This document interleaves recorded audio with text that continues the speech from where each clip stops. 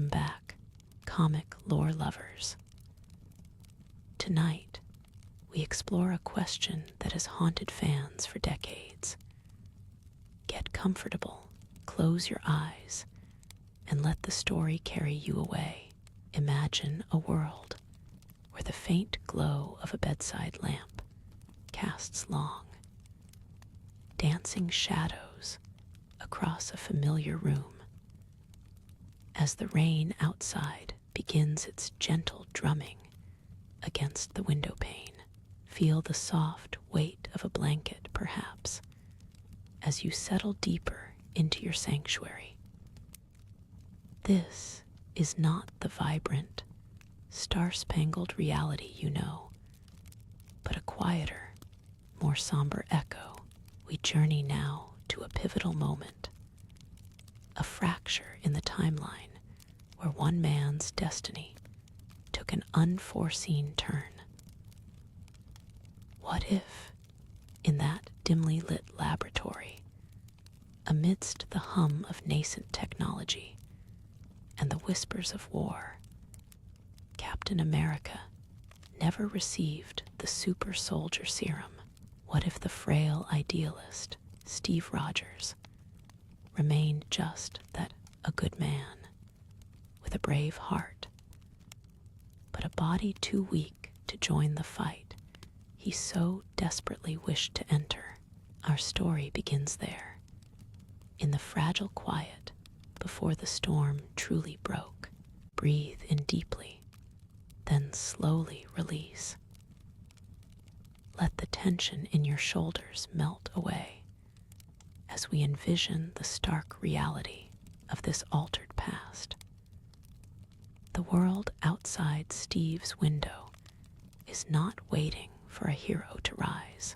It's simply waiting, vulnerable and exposed, for the gathering darkness to consume it.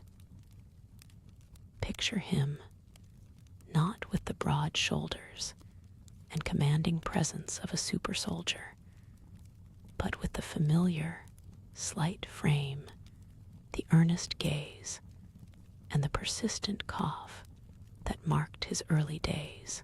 We find him time and again, standing before recruitment officers, his heart swelling with patriotism, his voice steady despite his physical limitations. Each rejection, a quiet, crushing blow, not to his spirit, but to his hope of tangible contribution. This isn't a story of what could have been for him, but for the world. The serum, the one chance for a beacon of hope, was never administered. No transformation. No legend forged in a moment of scientific marvel. Just Steve Rogers, the frail idealist, left to witness the encroaching shadows from the sidelines. Allow your awareness to drift, to settle like a fine dust over the desolate landscapes of this alternate Earth. Without the shining example of Captain America, the very air feels heavier, thick with an unspoken dread. The promise of a hero, a symbol to rally behind, was never fulfilled.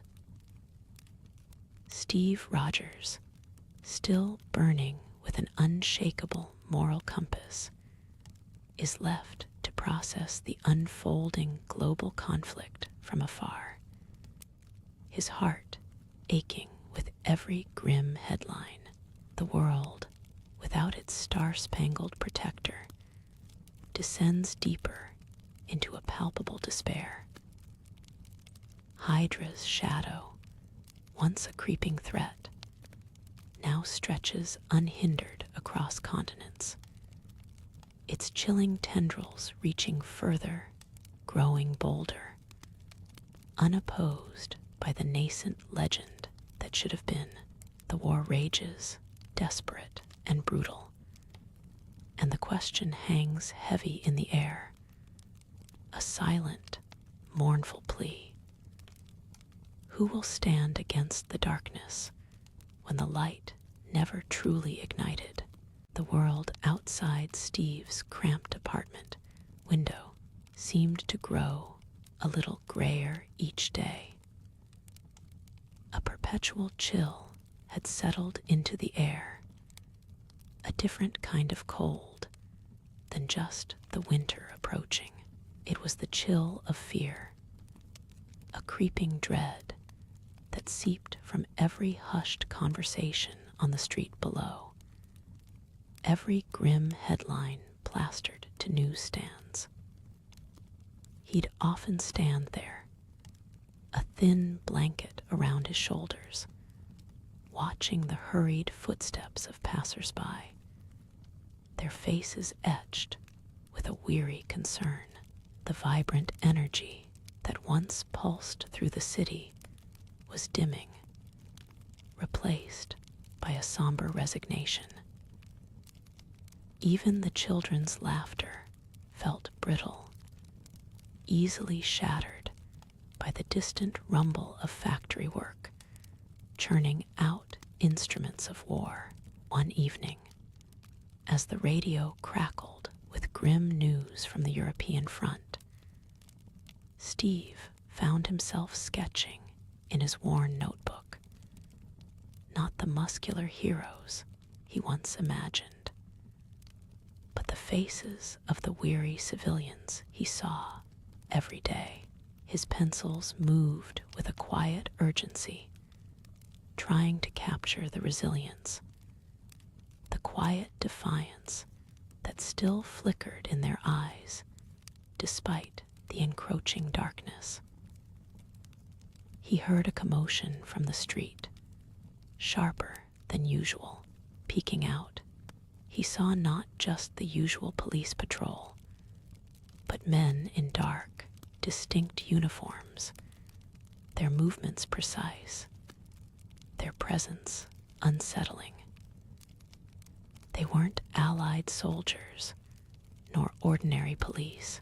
They bore the stark, unfeeling emblem of Hydra. The next morning brought with it a chilling stillness that felt heavier than any fog. The usual morning rush was subdued, the market sparse. A decree, hastily posted overnight on public boards, announced new curfews and restrictions, bearing the official stamp of the city's wartime authority, but subtly interwoven with the language of a new order. Steve walked among the few brave souls venturing out, his gaze drawn to the faces that now held a new kind of resignation, a deeper shadow in their eyes. He noticed an elderly baker, a man he'd often seen with flour-dusted cheer, now moving with a stooped weariness, his shop window conspicuously empty of its usual morning pastries. The subtle, systemic changes were beginning to reshape the daily rhythm of life, not with overt violence, but with an insidious pressure that squeezed the hope out of ordinary moments. Hydra's shadow wasn't just patrolling streets, it was rewriting the silent rules of existence, making people small, making them compliant. The emblem, a chilling crimson against a stark white, was unmistakable, even from his fourth-story window. Steve felt a cold tendril of realization uncoil in his gut. This wasn't just a skirmish far across the ocean. This insidious enemy, cloaked in scientific hubris and ruthless ambition, had breached the quiet sanctity of his own city. The men moved with a terrifying efficiency, their dark coats absorbing the meager street light, their presence a stark, geometric intrusion on the familiar, organic chaos of the city night. He watched them for a long time, holding his breath, a thin, threadbare curtain clutched in his hand. They weren't just patrolling, they were asserting, planting a flag of silent dominion. The creeping dread Steve had felt ripened into a quiet, pervasive despair as the days bled into weeks. The initial shock of seeing Hydra uniforms on his street had given way to a chilling normalcy. He no longer needed to crane his neck to see their patrols. They were simply there, an undeniable fixture of the urban landscape. Their black boots clicked with an unsettling rhythm on the cobblestones, a sound that seemed to echo the rhythmic tightening around the city's collective spirit. Propaganda, once subtle, now began to unfurl with greater audacity. Posters featuring stern, anonymous faces beneath the omnipresent Hydra emblem appeared on every lamp post, every public bulletin board, promising a new era of order and efficiency. The muted glow of a single desk lamp cast long, restless shadows across the stacks of reports on Peggy Carter's desk. It was late, but the rhythm of war knew no respectful hours. Her uniform, usually crisp, showed the faint creases of long days and longer nights spent poring over dispatches from a world rapidly succumbing to a methodical darkness. The air in her small, Spartan office, somewhere deep within a repurposed government building in London, was heavy with the scent of old paper and the distant, ever-present threat of smoke from recent air raids. Each report told a similar, grim tale. Hydra's advances, once thought localized, now seemed to ripple across continents with alarming speed.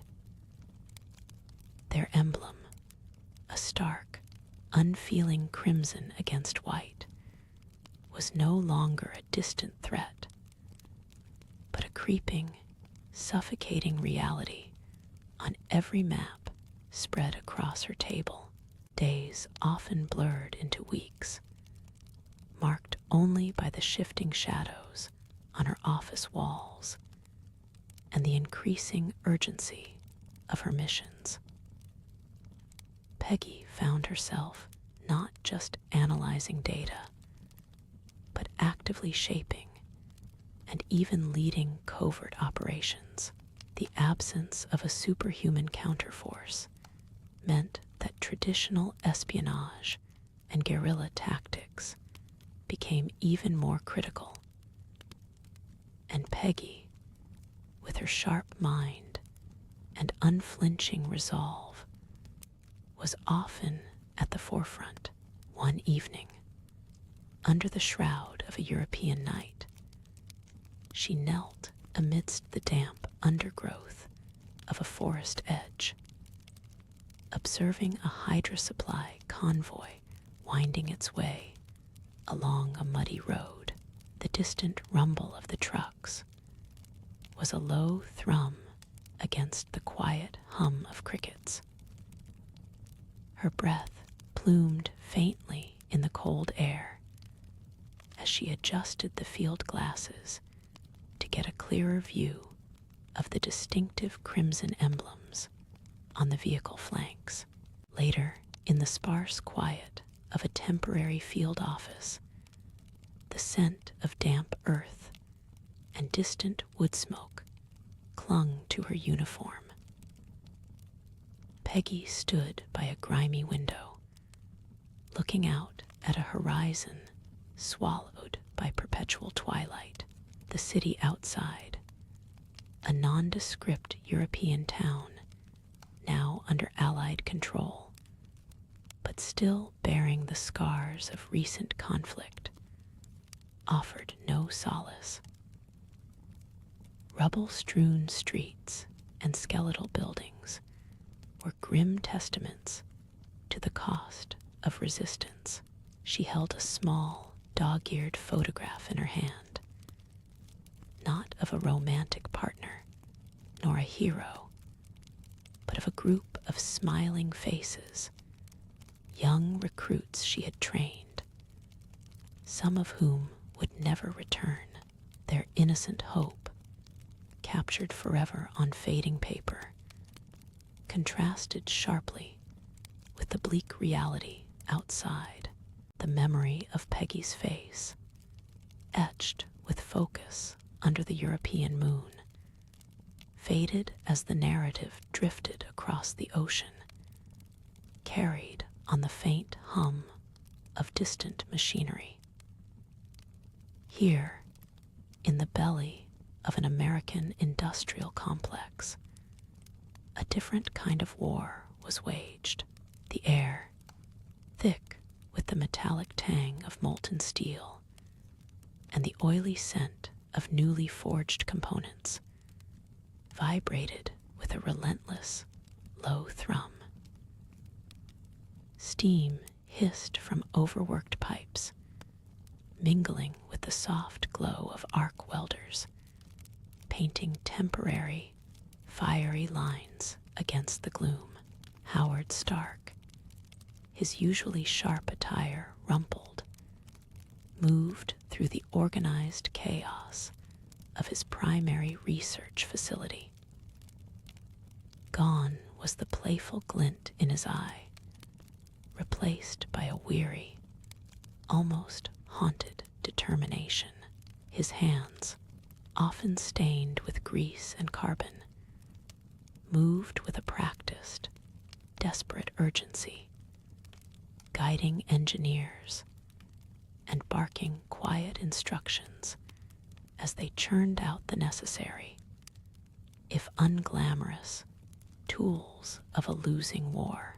His current project wasn't a groundbreaking energy source or a revolutionary flight prototype. It was the steady refinement of armored vehicles and more effective, albeit conventional, firearms. The vibrant, imaginative spark that usually defined Stark's creations was muted, channeled into practical, immediate needs.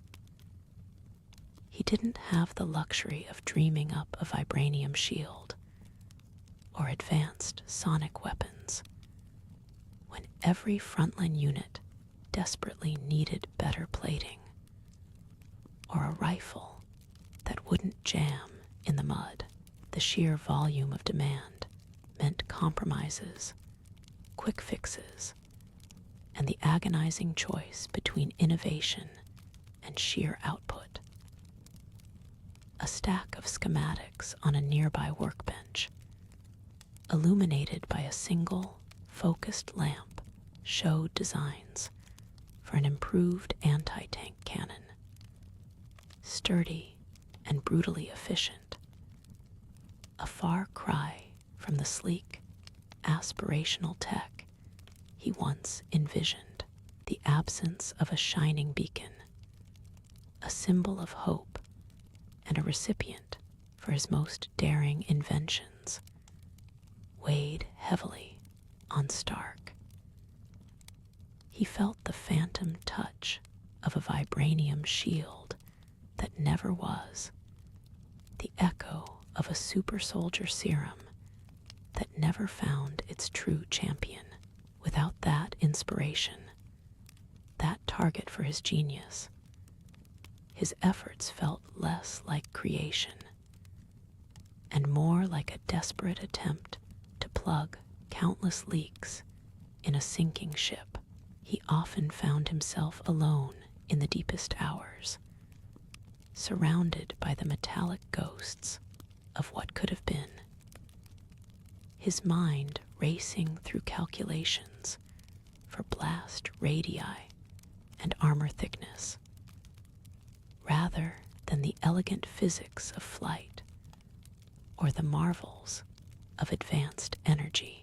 The burden of a world without its promised hero pressed down, transforming his ambition into a somber, relentless duty.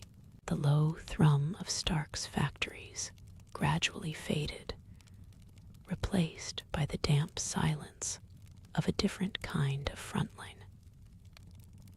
Across the churning Atlantic, the air hung heavy with the scent of wet earth and the metallic tang of old blood, a stark contrast to the clean oil and steel of the industrial complexes. Here, in the muddy embrace of a forgotten trench, Sergeant James Barnes moved with a practiced, weary efficiency.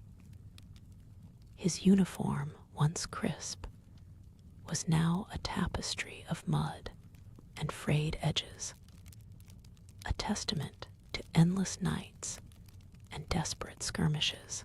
He meticulously cleaned the bolt of his rifle, each click and scrape a soft, rhythmic counterpoint to the distant, muffled echoes of artillery. There was no bright, star-spangled shield to glint against the dim light filtering through the overcast sky.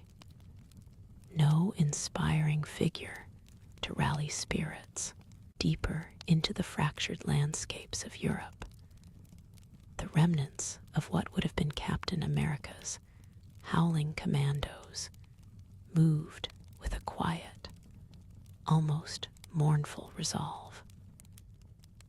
Without the iconic leadership, they were simply a band of exceptional soldiers, each carrying the weight of the war's slow attrition.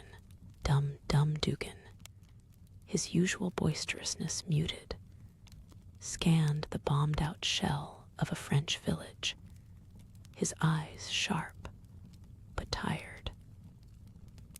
The only illumination came from the faint glow of smoldering timbers and the occasional flicker of a distant fire, painting long, dancing shadows across the crumbling architecture. Every step through the rubble-strewn streets was deliberate, heavy with the knowledge that victory felt less like a shining triumph and more like a weary, grinding survival. Their missions were less about bold heroics and more about grim, necessary sacrifices, each one leaving a deeper imprint of loss.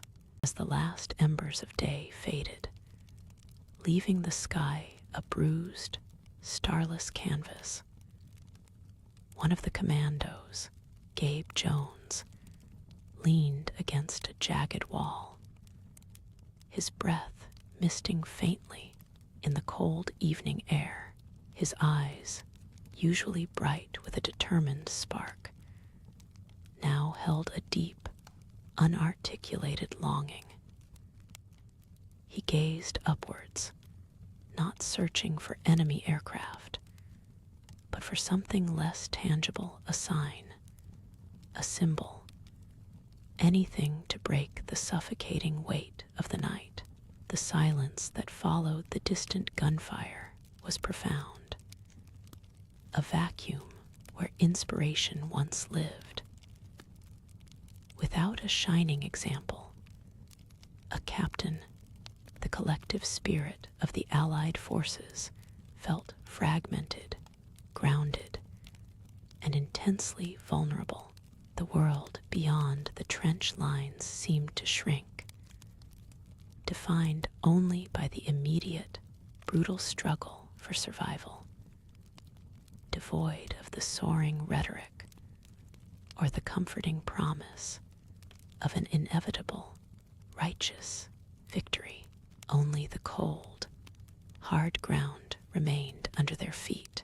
The hollow echoes of distant combat often merged with the quiet hum of introspection for Sergeant James Barnes. His hands, calloused and familiar with the brutal mechanics of war, moved with an almost meditative rhythm as he maintained his rifle, each component carefully cleaned and reassembled, represented a tiny victory against the insidious decay of morale that crept through the ranks.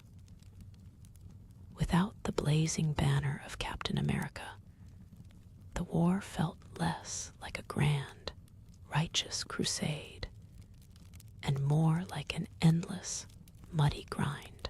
The Howling Commandos, once a vibrant, almost reckless band, now moved with a heavier tread, their laughter replaced by muted murmurs and their bold charges by cautious advances. The constant drizzle, a persistent companion in these fractured lands, seemed to mirror the slow drip of hope miles away across the churning, unforgiving ocean. The quiet struggle of another kind unfolded. In a small, dimly lit tenement room in Brooklyn, Steve Rogers hunched over a drawing pad, his pencil scratching softly against the paper. The light from a single, bare bulb cast long, shifting shadows around him, making his already slight frame appear even more ethereal. His cough, a familiar companion since childhood, often punctuated the quiet, a gentle reminder of the body that had so stubbornly resisted every effort to serve. The vibrant colors and bold lines that once characterized his early sketches of heroic figures had given way to more somber tones, depicting the war not as a glorious battle, but as a stark, human tragedy. He drew the tired faces of soldiers, the bombed-out shells of European villages, and the mournful expressions of those left behind. The growing desperation of the Allied efforts meant that some shadows had to be met with shadows of their own. Peggy Carter, her usual crisp demeanor now edged with a permanent fatigue, found herself increasingly operating beyond the standard confines of espionage. Her missions had grown darker, more immediate, plunging her into the heart of occupied territories, where the distinction between intelligence gathering and direct action blurred. Tonight, she moved with a silent, purposeful grace through the skeletal remains of a French village, the ruins stark against a moonless sky.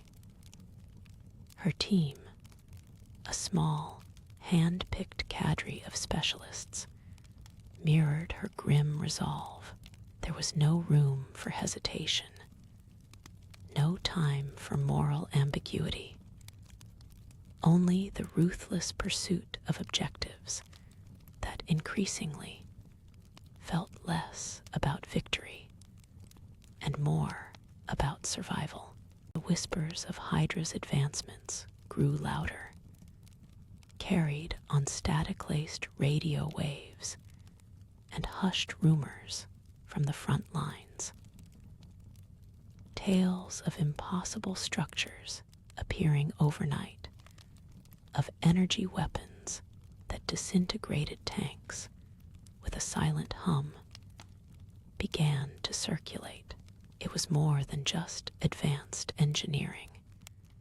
It hinted at a power beyond human comprehension, a dark force now openly wielded. The Allied command, already strained, felt a new tremor of despair, realizing the war had taken an even more sinister turn.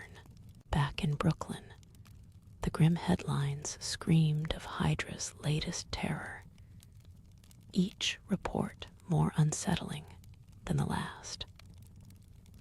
Steve, hunched over his drawing board, found his hand tracing the outlines of a ruined city, its spires twisted, its streets empty.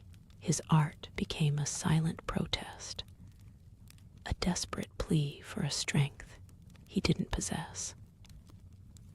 The futility weighed on him, a heavy shroud, yet his eyes, tired though they were, still held a stubborn spark, reflecting the distant, terrifying glow of a world falling further into darkness.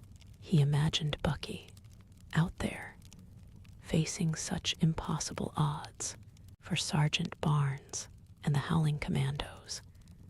The reality of the cube's power was not a distant headline, but a crushing, immediate presence. They faced Hydra patrols emboldened by unseen forces, their technology exhibiting impossible resistances, their movements too fast, too precise. The familiar mud of the battlefield now seemed to hold an even deeper despair, as their grit and skill met with a new, baffling form of invincibility. Each skirmish was a stark reminder of the widening chasm between their human limits and the alien power wielded by their enemy. Steve's pencil continued its slow journey across the paper, not depicting a grand battle, but the hushed aftermath. He rendered a child's forgotten toy in the rubble of a bombed-out street, its bright colors muted by dust and shadow. His fingers, still stained with graphite, traced the delicate contours of the ruined cityscape, an act of silent empathy for a world slowly crumbling. The familiar ache in his chest was a constant counterpoint to the quiet scratch of his lead, a gentle reminder of the fragile life he held onto. The bare bulb above him hummed softly, casting a weak glow on a stack of newspapers piled neatly beside his drawing pad. Their bold, unsettling headlines about Hydra's escalating terror seemed distant, yet their grim realities seeped into the quiet room. Steve slowly reached for a worn teacup, its warmth a small comfort against the chill that perpetually clung to his slight frame. He took a sip, his gaze drifting to the window, where the distant city lights flickered, a fragile defiance against the encroaching darkness. Later, the quiet hum of his radio became a low murmur of voices from a local community center. He listened, his head tilted, to calls for volunteers, for mending clothes, sorting donations, for tasks that required careful hands rather than brute strength. A worn blanket, frayed at the edges, lay across his lap. A small project he had started, painstakingly reweaving its loose threads. It was a slow, deliberate act, a tiny ripple against the immense tide of the war. Yet, in its quiet persistence, he found a profound sense of purpose. The city's distant glow offered little warmth, only a stark reminder of the energy he lacked. Steve's gaze lingered there for another moment, then slowly dropped to his lap, where his hands rested. They were thin, almost translucent in the dim light, the knuckles prominent beneath the skin, still smudged with the dark dust of his artistic endeavors. A faint tremor, a familiar companion, ran through them. He thought of Bucky again, of the relentless fight, of the sheer, brute strength required to stand against such terror. A quiet sigh escaped him, a whisper of a sound in the small, still room. He reached the radio, its polished wooden casing cool beneath his fingertips. With a slow, precise motion, he turned the large, bakelite knob. The static crackled, then gave way to a somber voice, barely audible above the hiss and pop. Reports from the European front indicate increased Hydra activity in the sectors bordering France's allied forces, though fighting valiantly, continue to face overwhelming odds. The words painted a bleak picture, a familiar refrain that had settled into the collective consciousness of the city like a perpetual fog. Steve's jaw tightened almost imperceptibly, his gaze fixed on the glowing dial, a small beacon in the gloom. He listened for any mention of Bucky's unit, his breath held in a silent, desperate prayer. The announcer's tone, heavy with unspoken defeat, seemed to resonate with the chill in the air, a stark reminder of the escalating darkness. The broadcast continued, detailing the heavy toll on supply lines, the strained morale of the Allied troops, and the chilling efficiency of Hydra's new, inexplicable weapons. There was no mention of a rallying figure, no hero to inspire hope, only the grim statistics of attrition. The absence of such a beacon was palpable, a gaping hole in the narrative of the war that the announcer's voice, however brave, could not fill. Steve's shoulders slumped almost imperceptibly, the weight of the world's news settling upon him with a familiar, suffocating pressure. He reached out, his fingers brushing the smooth, cool surface of a small, framed photograph that sat atop the radio. It was Bucky, grinning, youthful, and full of life, captured in a sunnier time before the shadows of war had stretched across their world.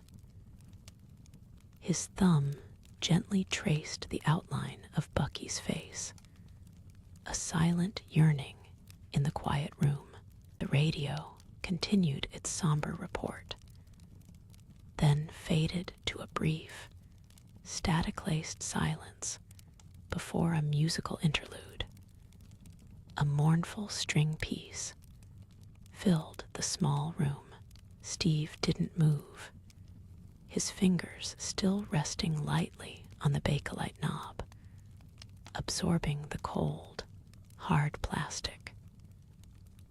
The news had offered no solace, no hint of Bucky's safety, only a deepening shadow. A shiver ran through his slight frame, not entirely from the chill of the unheated apartment.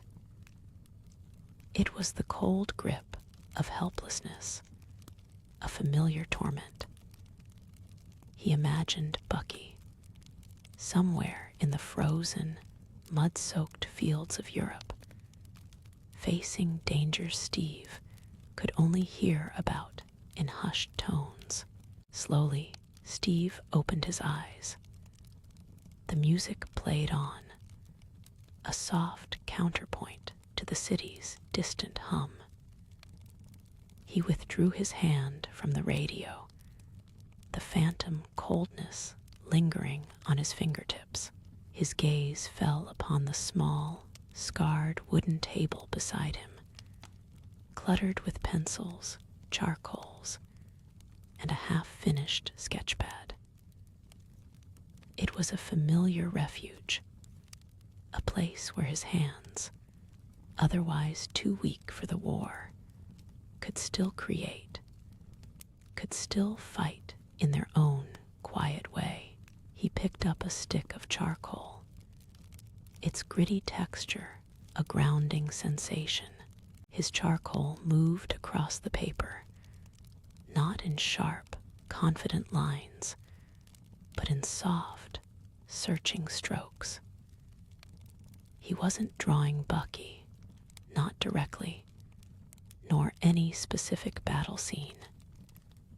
Instead, shapes began to emerge, a figure slight but resolute, standing against a backdrop of crumbling cityscapes, holding something that was not a shield, but perhaps a tattered banner, bearing a symbol unseen, yet felt.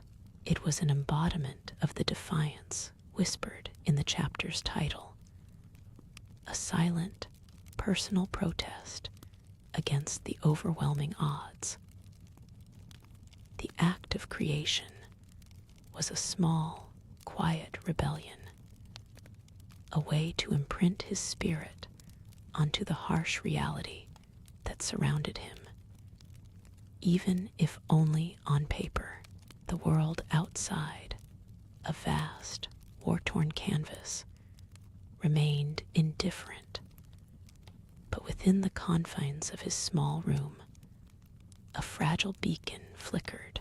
The mournful strings of the radio continued their soft, persistent melody, a quiet counterpoint to the city's distant, weary hum.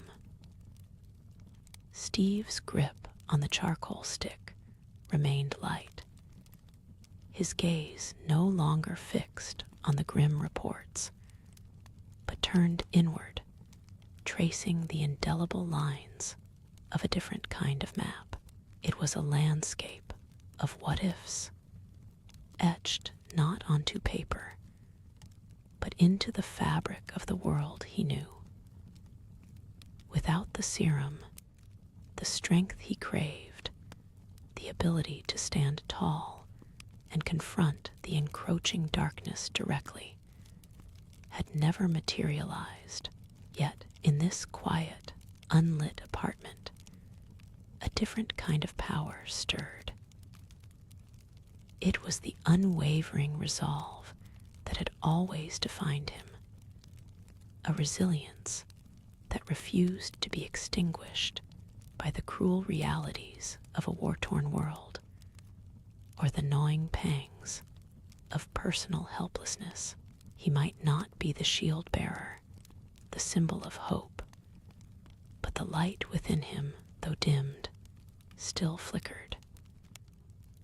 It was a subtle, almost imperceptible warmth against the pervasive chill, a testament to an unyielding spirit in a world that desperately needed every flicker of defiance, every quiet act of enduring good, the phantom coldness on his fingertips, a memory of the radio knob, gradually yielded to the rough, comforting texture of the charcoal, a physical anchor in a world adrift beyond the smudged window pane. The city breathed its heavy, labored breath, each distant rumble a reminder of the unending conflict. This was a future forged in shadows, where the soaring symbol of Captain America had never risen to meet the dawn. But even without the star-spangled banner leading the charge, the quiet echo of Steve's unmade heroism resonated in unexpected ways. Perhaps it was in the steadfast courage of Peggy Carter, shouldering a heavier burden, or the desperate ingenuity of Howard Stark, pushing the boundaries of what was possible in the face of overwhelming odds. It was a grim tapestry, woven with threads of sacrifice and survival, where hope was a harder-won commodity, often found in the most unassuming places. The dream of a better world persisted, not as a dazzling beacon, but as a persistent, low hum beneath the din of war, a quiet promise carried by ordinary people doing extraordinary things in their own dark fight against Hydra's tyranny. The final notes of the string piece faded into the pervasive quiet, leaving only the distant, muted chorus of the city at rest. In this alternate reality, the world had learned to live with the absence, to fight on without the iconic shield or the rallying cry of Captain America. The weight of that unfulfilled destiny settled like a fine dust over everything, a gentle sorrow that had become a part of the air itself. Yet, as the deepest shadows of the night began to soften, hinting at a distant, hesitant dawn, there was a profound peace in this quiet understanding. The story of Steve Rogers, the boy who couldn't fight on the front lines, was not one of defeat, but of enduring spirit. It was a reminder that heroism takes many forms, and that the light of human goodness, however small, can still shine in the bleakest of times. The echo of the unmade hero was not a sound of emptiness, but a soft, lingering resonance, reminding us that even without a super soldier, the world found its own quiet, resolute way forward, ever yearning for the dawn. The charcoal in Steve's hand felt heavier than usual, each stroke on the worn paper a silent plea against the darkness, pressing in from beyond his smudged window. He sketched not heroes with shields and stars, but the quiet, stoic faces of ordinary people he saw every day, their gazes carrying a shared burden that grew heavier with each passing week. Without a blazing star to guide them, the world outside had begun to tilt further into the shadow, its colors muted, its sounds tinged with a persistent hum of anxiety. News from the European front, filtered through static and coded intercepts, spoke of Hydra's relentless advance, not just across battlefields, but into the very fabric of society. Their omnipresent propaganda posters, now appearing even in the less war-torn corners of Allied cities, mocked the absence of a true champion. Their bold, geometric designs, a stark contrast to the faded, almost wistful Allied recruitment notices that seemed to shrink in comparison. Beyond his window, the distant rumble that once signified mere city life now carried a metallic echo of unseen machinery, a distant, unsettling testament to Hydra's growing industrial might. The reports that filtered down through hushed channels, often arriving hours or days after the events they described, painted an increasingly bleak picture of a world struggling against a foe that seemed to adapt and evolve with terrifying speed without the defiant, inspirational charge of a Captain America to galvanize the front lines. Allied forces found themselves fighting a defensive, reactive war, constantly attempting to catch up to Hydra's chilling innovations. It wasn't just overwhelming numbers, but a sinister ingenuity that baffled and demoralized. Whispers, then confirmed intelligence, spoke of strange, new Hydra weapon systems appearing on distant battlefields.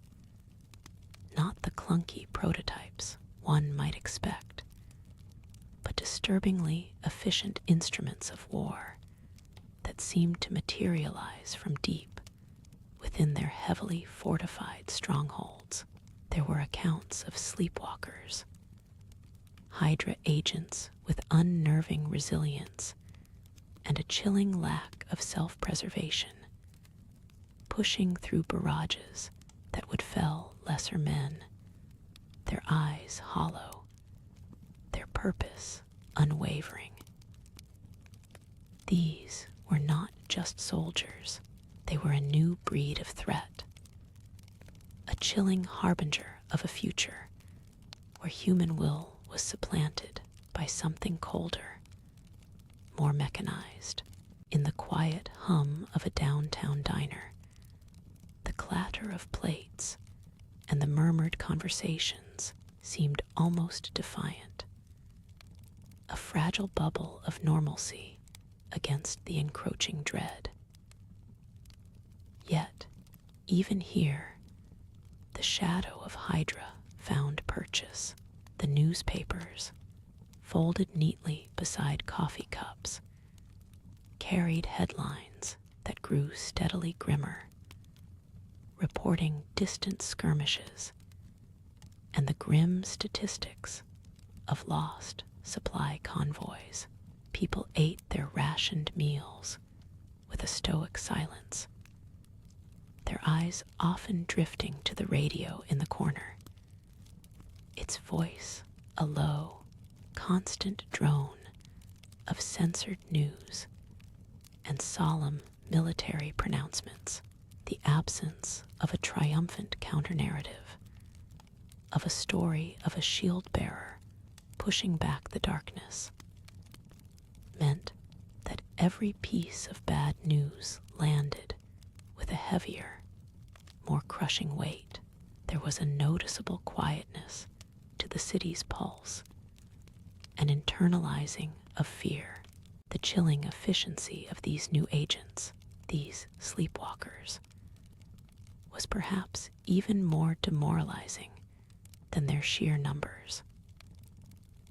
Allied soldiers spoke in hushed tones of their methodical, unyielding advance, a silent tide that washed over defenses, their faces devoid of expression, their movements precise and relentless.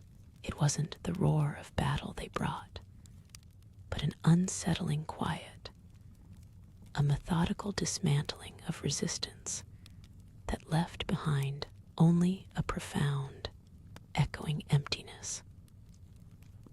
Across the war-weary observation posts, officers would peer through foggy binoculars, watching distant, eerily disciplined columns march under a perpetually gray sky. A sight that gnawed at the very foundations of hope, far from the distant, chilling advance in a world starved for inspiration.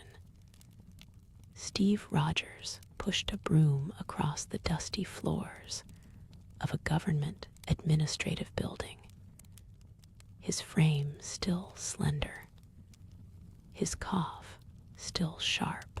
The clang of distant city life filtered through thick, leaded windows often sounded less like progress and more like the heavy sighs of a tired machine. He tried endlessly to enlist, his unwavering spirit clashing repeatedly with the cold reality of physical examinations and dismissive glances. His rejections piled up like fallen leaves, each one a quiet, personal sorrow in a world full of loud, public grief. Yet his resolve remained an unyielding ember.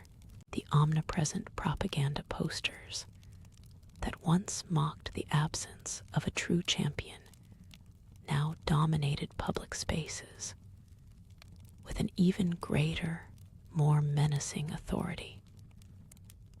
Their bold, geometric designs depicting faceless, resolute Hydra soldiers and symbols of their industrial might seemed to press down on the spirits of passers-by. Faded, almost wistful allied recruitment notices, shrinking in comparison, offered little counterpoint to the relentless visual assault. Even the street newsstands carried fewer hopeful headlines, replaced instead by grim reports of strategic withdrawals and the steady, unsettling expansion of Hydra's peacekeeping zones, a chilling euphemism for occupation that settled like a damp shroud over the weary populace. The broom was set aside, leaning against a stack of forgotten filing cabinets in a quiet corner. Steve, now perched on a stool far too tall for his frame, meticulously organized brittle, yellowed requisition forms.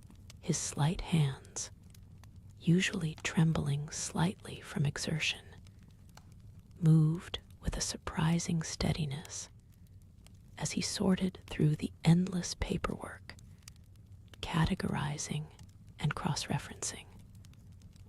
A quiet battle against chaos in the heart of bureaucracy. He often found inconsistencies, small errors that, if left unchecked, could ripple into larger inefficiencies down the line. His keen eye, sharp mind, and methodical nature, though never tested on a battlefield, found a purpose here, however humble. Each corrected date, each properly filed document, was a quiet victory against the pervasive sense of disorder that seemed to creep into everything these days. The soft scratch of his pen against paper was often the only sound, a steady, rhythmic presence in the cavernous, underlit room, a faint, crackling static often punctuated the monotonous drone of the building's ancient heating system. One afternoon, while fetching a forgotten ledger from a supervisor's empty office, a low, urgent voice filtered from a small Bakelite radio on a desk. It spoke of new losses, of Hydra's relentless advance into regions once thought impregnable, and the unsettling reports of sleepwalkers pushing ever deeper. Their silent, methodical destruction leaving a trail of profound emptiness. The news was grim, devoid of any uplifting reports or calls to valor, just a stark accounting of encroaching shadow. Steve paused, the heavy ledger forgotten in his grip, his gaze fixed on the flickering dial of the radio, his chest tightening with a familiar ache of helplessness and frustration. The air itself seemed to grow heavier with the weight of the broadcast's unspoken despair.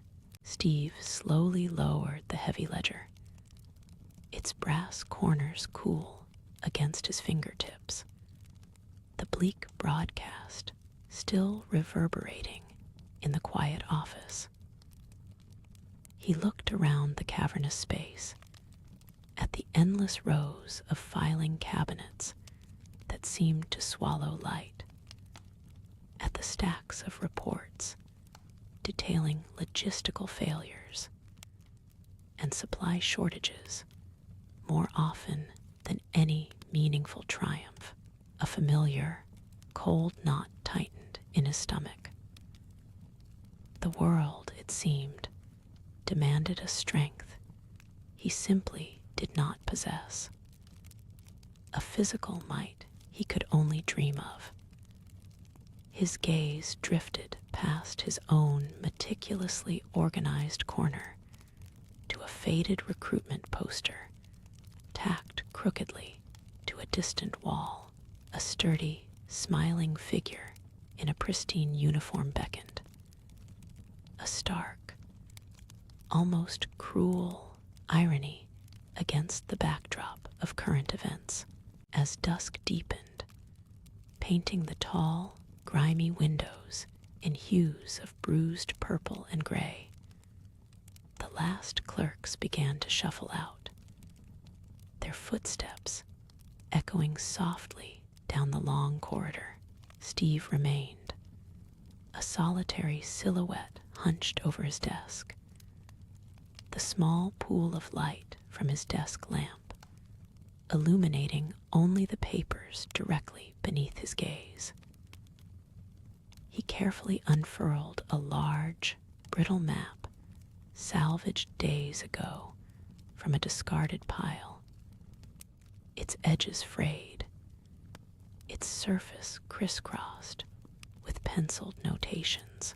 This wasn't an official strategic map, but a collection of regional surveys, economic reports, and old travel routes, meticulously pieced together. His slender finger traced the fluid, shifting front lines, not with the authority of a general, but with the quiet intensity of a scholar charting an ancient, forgotten ruin. He murmured place names under his breath at towns, now swallowed by the sleepwalker advance. Rivers whose bridges had fallen. Steve's slender finger, though calloused from years of sketching and now endless paper shuffling, moved with an almost surgical precision across the tattered map. He wasn't just observing lines, he was dissecting an organism, the sleepwalker advance, a term coined in hushed tones by intelligence analysts, wasn't merely a military push. It was a creeping paralysis, a strategic chokehold on key logistical arteries and communication networks. He cross-referenced the map with faint carbon copies of intercepted transmissions, comparing troop movements to reported disruptions in power grids, sudden silences from remote outposts, and the unsettling spike in civilian displacement. The pattern, emerging with dreadful clarity, spoke not of brute force alone, but of an insidious, methodical unraveling of the Allied infrastructure. The broadcast static had long since faded, but its implied message of creeping dread seemed to hang in the air, a phantom chill. Steve understood that the sleepwalker was more than just a military strategy. It was a psychological weapon designed to fragment resolve and sow chaos behind the lines. His research showed a clear pattern, not just physical destruction, but the targeted disruption of local economies, the manipulation of information through subtle, insidious propaganda filtering into remote villages, and the calculated undermining of trust between communities and their leadership. He'd found an unsettling correlation between reported sleepwalker advancements and outbreaks of local unrest or widespread despair. He paused, pushing his wire-rimmed glasses higher on his nose, a sigh escaping his lips. A tremor ran through his hands, not from fear, but from the immense weight of the information he was piecing together. The sheer scale of the enemy's systematic malevolence. He finally leaned back in his worn chair, the springs groaning softly in protest. His eyes, tired but unyielding, drifted from the intricate web of lines and symbols on the map to the faded recruitment poster on the far wall.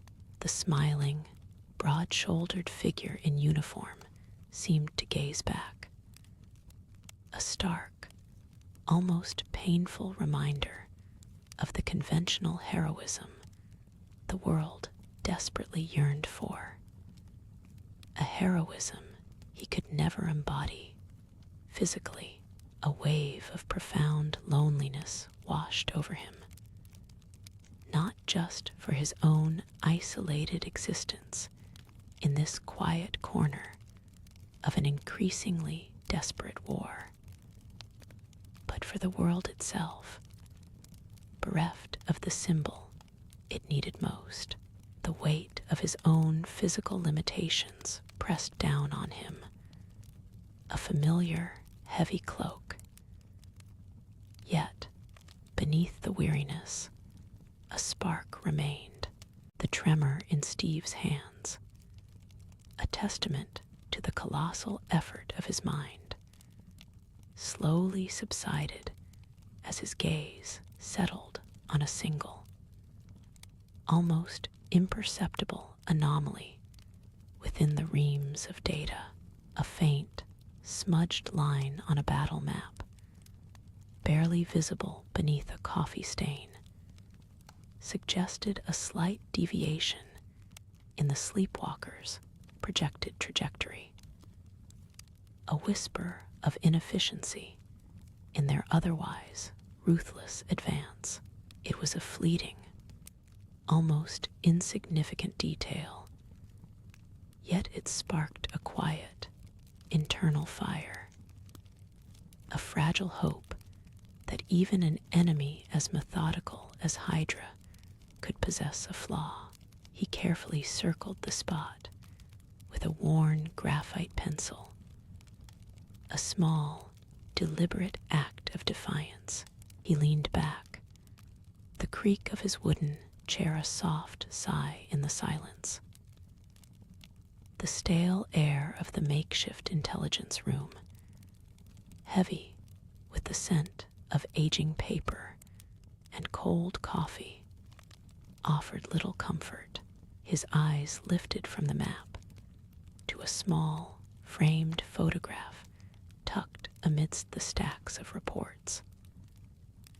A faded image of a younger, healthier Steve, beaming alongside a small group of friends, their faces alight with an innocence now utterly lost. The photograph, a relic from a life untouched by the grim realities of this relentless war, served as a poignant, quiet reminder of the world they were fighting to reclaim. Even as it slipped further into shadow, a fleeting wave of despondency threatened to engulf him, a cold hand gripping at his resolve. But he pushed it back with a practiced, weary strength. He had to believe in the scattered fragments of resistance, in the quiet acts of courage blooming in the ravaged corners of the continent. The sleepwalker was designed to extinguish hope, to fragment resolve, but it could not erase the human spirit entirely. He knew that somewhere in the encroaching shadows, others were fighting, perhaps just as quietly and tirelessly as he was, against the pervasive darkness. Their unseen struggles were the faint, persistent sparks he clung to, the hidden embers that promised a distant, uncertain dawn. The faded photograph, clutched gently in Steve's slender fingers, felt almost impossibly distant now. It showed a time when the world was a different hue, when the greatest enemy was perhaps only a school bully, not a faceless, omnipresent shadow. His thumb traced the smiling face of Bucky, a phantom warmth emanating from the paper.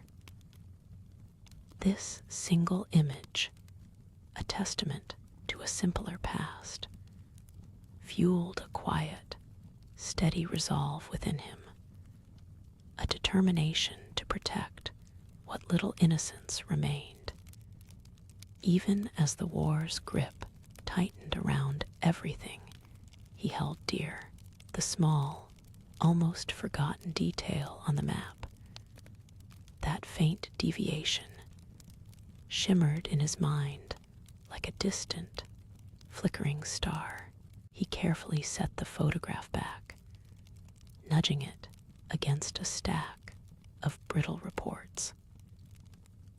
The silence of the room, punctuated only by the occasional flutter of pages in a phantom draft, seemed to amplify the weight of his task. Outside, the distant, muffled thrum of unseen machinery or distant artillery was a constant, low murmur against the night, a grim lullaby to a city under siege.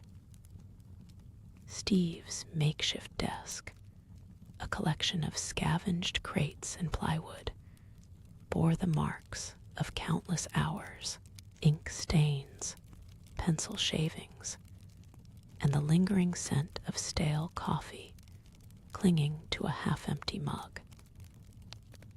He reached for a fresh sheet of paper, the rough texture a grounding presence in the overwhelming sea of information. His fingers, slender and pale, meticulously sharpened a pencil with a small, well-used knife, the shavings curling gracefully onto the desk. This deliberate, methodical action was a small act of control in a world spinning increasingly out of it. Though his body was slight and often weary, his mind was a fortress, unwavering in its pursuit of patterns and weaknesses within the enemy's grand design.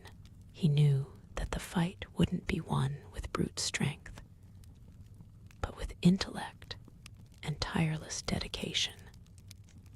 A quiet, unyielding battle fought in the shadows, far from any cheering crowds or heroic headlines, relying solely on his unique ability to see the almost invisible threads of malevolence. Steve carefully unfurled a fresh, thin sheet of tracing paper over the worn map. The soft rustle the loudest sound in the room. His pencil, held with a delicate but firm grip, began to sketch the contours, not of a grand battle plan, but of a subtle, almost imperceptible deviation in the reported enemy lines. This small, crucial anomaly, a flicker on the edge of the known, was his canvas for uncovering a hidden threat. His fragile body, now a vessel for a mind sharper than any sword. The air grew heavy with the faint, comforting scent of stale parchment and pencil graphite.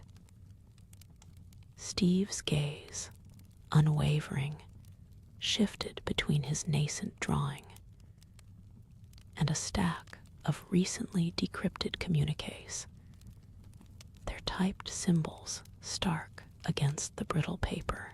Each cryptic phrase, once a riddle, now began to align with the faint deviation, slowly unveiling a calculated Hydra maneuver aimed at isolating a key Allied sector. The quiet clinking of a distant radiator was the only counterpoint to the soft scratching of his pencil, marking the methodical uncovering of a grave danger. A cold whisper of air, seeping through a tiny crack in the plywood wall, brushed Steve's cheek, a phantom touch of the bleak winter outside. He imagined the vast, snow-covered landscape where Bucky might be, unsuspecting of the precise, slow-moving trap his analysis was now exposing. The weight of his knowledge settled like a shroud. Without the surge of a super soldier, the world relied on these fragile threads of information, on quiet minds like his, to untangle the darkness, hoping against hope that the insights could reach the front lines before it was too late. Steve's pencil paused, the faint line now a clear, serpentine path across the tracing paper. The subtle deviation he had noted earlier had blossomed into a distinct, dangerous route for Hydra's forces. A flanking maneuver designed to cut off Allied supply lines to a vital industrial hub. A quiet sigh escaped him, a whisper of weariness against the mounting evidence. He ran a gentle finger along the sketched route, a phantom touch against a future battleground. His small, precise marks now outlining a chilling certainty. The room itself seemed to hold its breath around the revelation. The low thrum outside momentarily receding into the background as the immediate danger clarified. The smell of ink and paper in the room felt sharper, more present. His gaze lingered on the finished sketch, then lifted to the wall beside his desk, where a large, pre-war map of Europe hung, riddled with hastily tacked-on notes and strategic markers. The scope of the war, distant and sprawling, felt acutely close in that moment, brought into sharp relief by the specific, insidious threat he had just uncovered. He knew the Allied intelligence had been stretched thin, their resources fragmented across too many fronts. This new information, vital as it was, would only add another burden to an already crumbling structure. A faint shiver, not of cold, but of grim understanding, passed through his slight frame. He reached for a fresh piece of paper, already mentally drafting the concise, urgent report that would carry his findings into the bureaucratic labyrinth, hoping it wouldn't be lost. The low wattage bulb above cast long, dancing shadows that stretched and warped with every minute adjustment he made to his position. A silent testament to the late hour. The air was still and cool, carrying the distant scent of rain and damp earth from outside, a stark contrast to the dry, papery smell of his workspace. His fingers, stained faintly with graphite, felt stiff, and a dull ache resonated in his shoulders from hours hunched over the desk. Yet his mind remained clear, sharp, already moving ahead, anticipating the enemy's next moves, devising potential countermeasures, even as he meticulously prepared his report. His frailty was a constant companion, but his resolve burned like the last ember of a dying fire. Steadfast against the encroaching darkness, Steve meticulously proofread the draft, his brow furrowed not from frustration, but from the deep concentration that came with ensuring every word carried its precise weight. The lamplight cast long, wavering shadows across the desk, illuminating specks of dust dancing in the air, forgotten in the still of the late hour. A faint tremor ran through his hand as he set the pen down. The weight of the war, though distant from his immediate vicinity, pressing down with an invisible, crushing force. He leaned back in his worn chair, the old wood creaking a soft protest, and closed his eyes for a moment, letting the darkness behind his eyelids offer a fleeting respite from the harsh realities of the map. The smell of old paper and stale coffee hung heavy in the air, a familiar scent of tireless dedication. The silence of the office was eventually broken by the distant, rhythmic hum of a city that never truly slept, a low thrumming that spoke of ongoing industry, of shifts changing, of the war machine grinding relentlessly forward. Steve opened his eyes, the fatigue still evident in their depths, but now tempered by a quiet resolve. He carefully placed the report into a plain manila folder, the thin paper rustling softly, a sound barely audible above the city's pulse.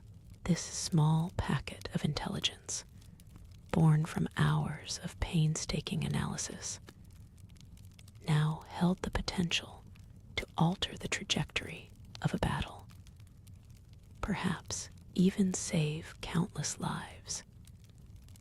Yet its journey through the labyrinthine channels of command was fraught with uncertainty. He knew he was merely a cog, a fragile one, in a vast, indifferent machine. He pushed the folder gently to the side of his desk, making room for a small, leather-bound journal. Its pages were filled not with strategic notes, but with delicate sketches of cityscapes, portraits of ordinary people, and the occasional, almost wistful, drawing of an idealized symbol. A shield, perhaps, or a soaring bird, motifs of hope and protection that felt increasingly distant in the harsh reality outside his window. This was his private world, a small sanctuary against the encroaching darkness.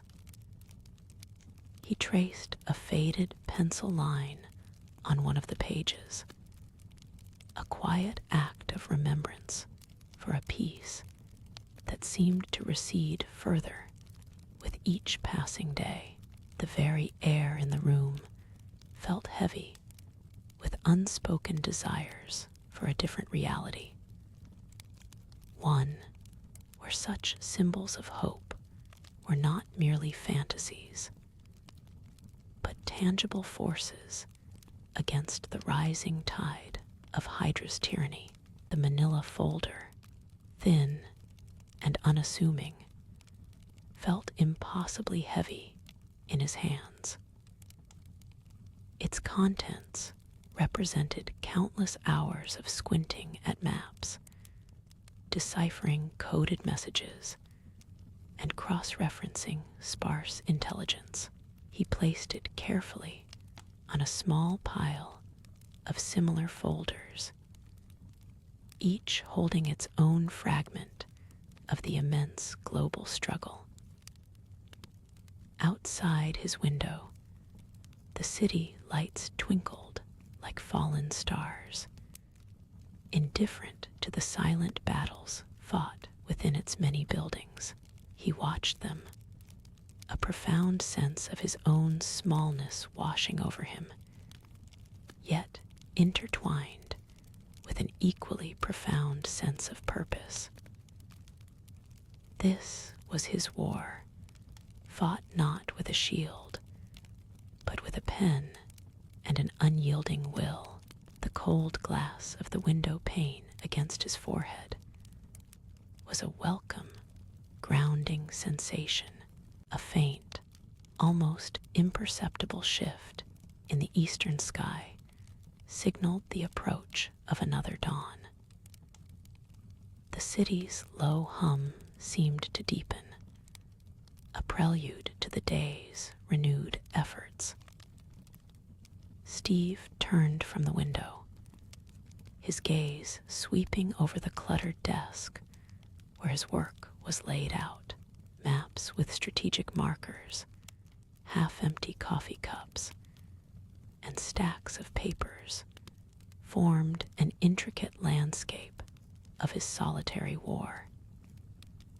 He stretched, a familiar ache in his lean muscles, a constant companion that reminded him of his physical limitations, but also of the relentless passage of time. He moved slowly, deliberately, towards a small, narrow cot tucked away in the corner of the room, preparing for a brief, hard-earned rest before the next shift began.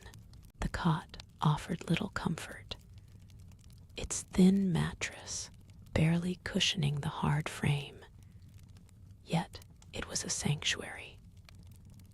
He lay down, not bothering to remove his worn work clothes, simply closing his eyes. The scent of old paper and the metallic tang of coffee, now a part of the very air he breathed, settled around him.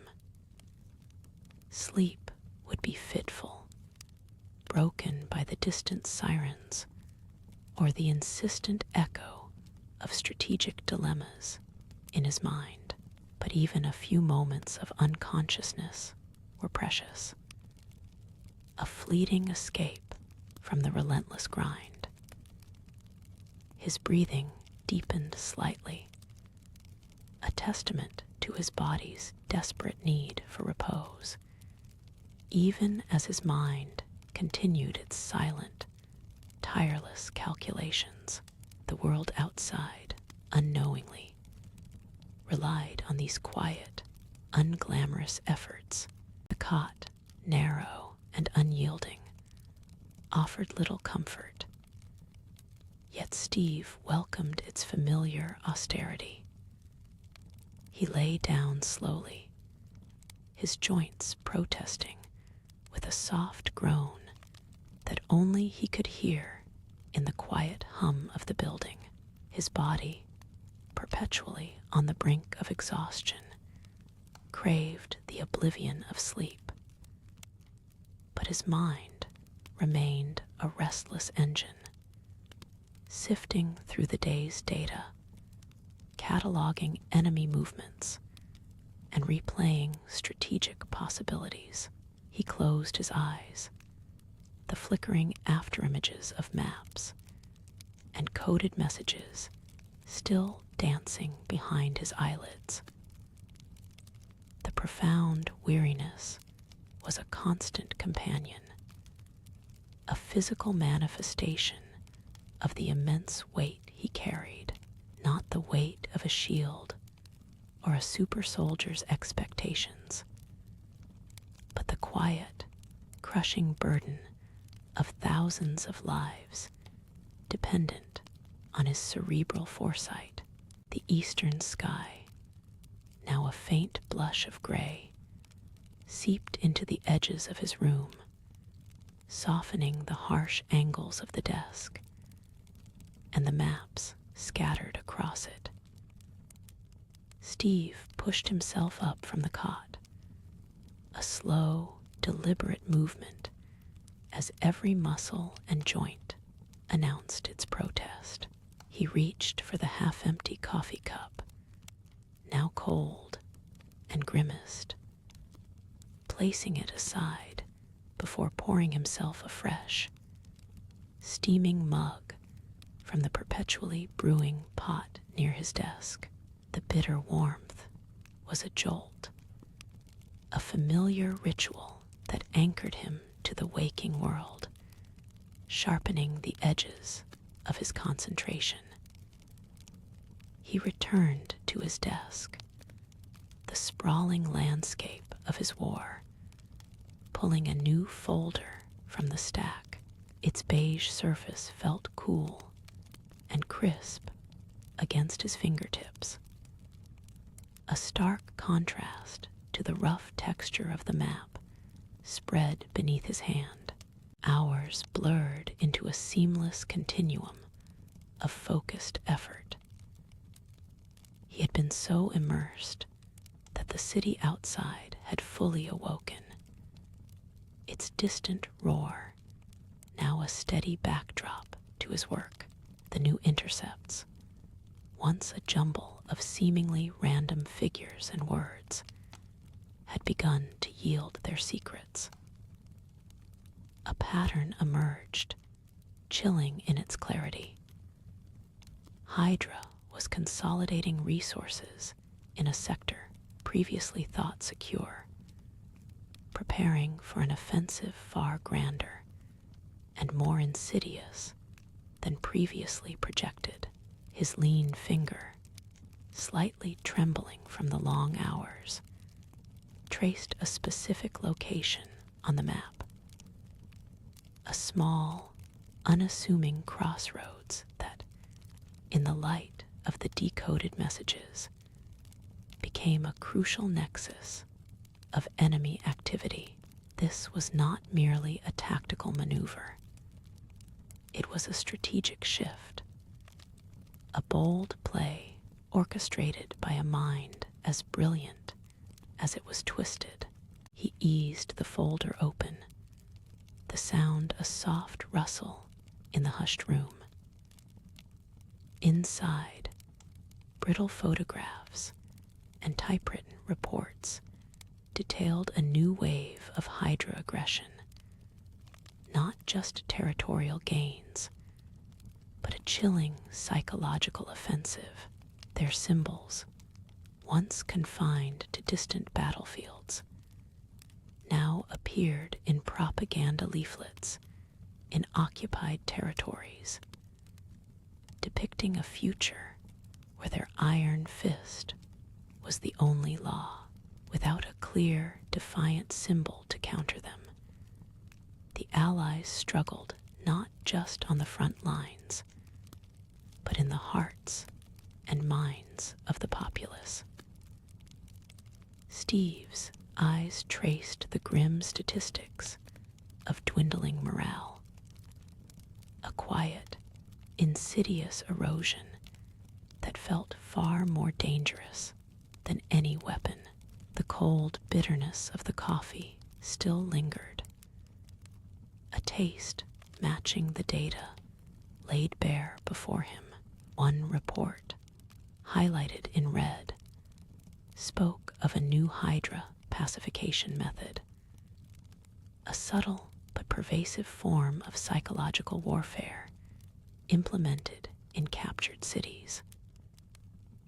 Broadcasts of distorted news, scarcity of essential goods blamed on the resistance, and the systematic dismantling of local community structures, all designed to break the spirit before a single bullet was fired. It was a strategy born from a chilling understanding of human vulnerability, a stark contrast to the direct, often brutal tactics of conventional warfare. Steve felt a familiar tightening in his chest, the weight of these invisible battles pressing down. This wasn't a war fought purely with might. It was a battle for the very soul of humanity, and without an icon of unwavering hope, the tide felt relentlessly against them. He reached for a pencil, his fingers flexing around its smooth, cool wood, ready to annotate the margins of despair. The eastern sky, which had promised a new day, now seemed to mirror the encroaching shadows of the intelligence reports. Steve looked up from the documents, his gaze drifting towards the window, where the first pale streaks of dawn struggled to pierce through the perpetual gray of the war-torn urban landscape.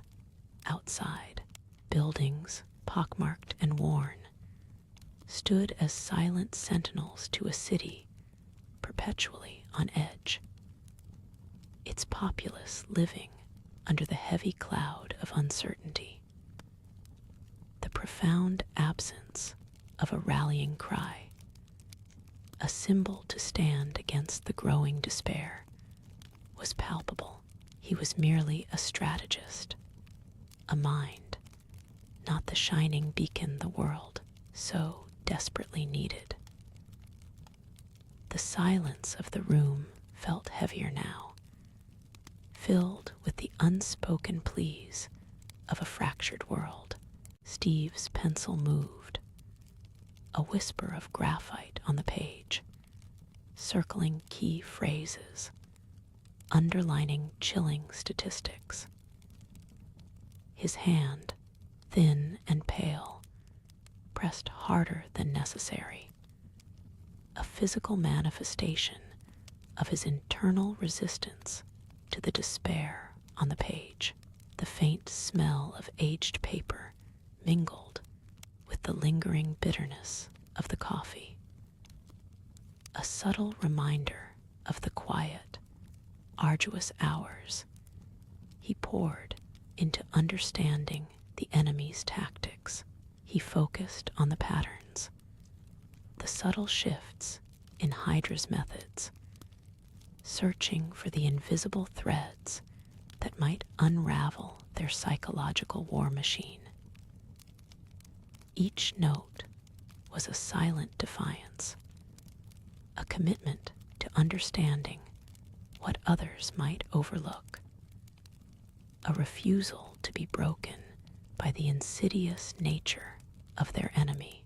The lamp on his desk cast a soft, confined pool of light, isolating him in his analytical vigil, yet connecting him to the vast, unseen struggle unfolding across the world.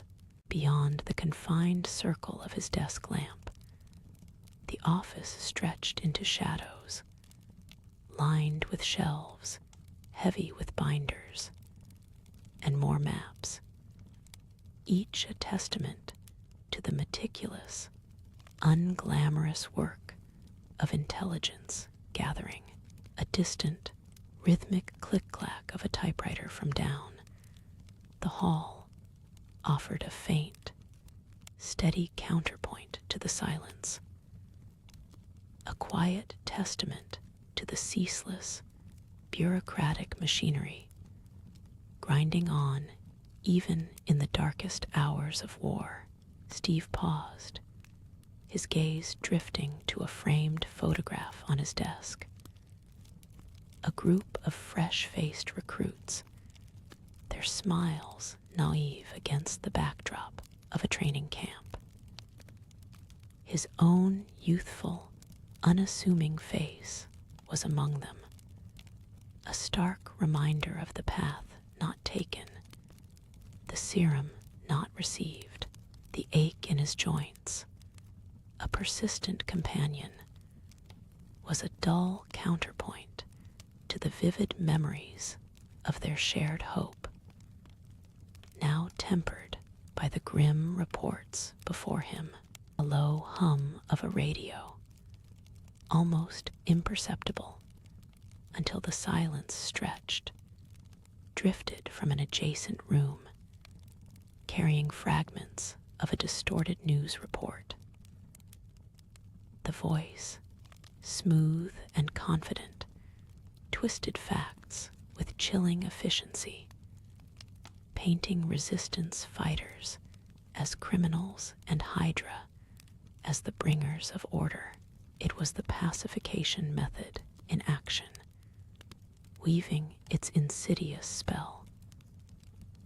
Steve felt a fresh wave of frustration, a gnawing helplessness that no amount of analysis could entirely alleviate. He closed his eyes for a moment, picturing the faces of those civilians caught between the truth and the propaganda. Their spirits slowly eroded. The sheer scale of the deception, the subtle way it undermined hope, felt like a constant, unseen battlefield far removed from the trenches, yet infinitely more vital. He opened his eyes, the pencil still firm in his grip, ready to continue his silent, relentless fight.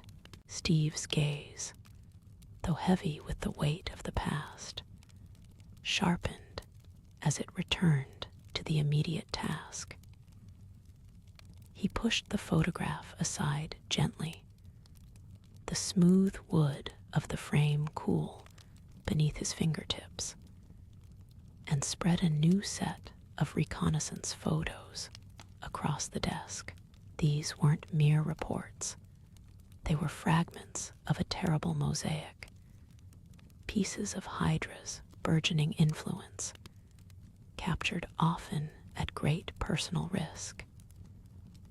Each grainy image, each smudged notation from field agents, whispered of new manufacturing sites deep within occupied territories, or spoke of subtle shifts in troop movements, like predators silently stalking.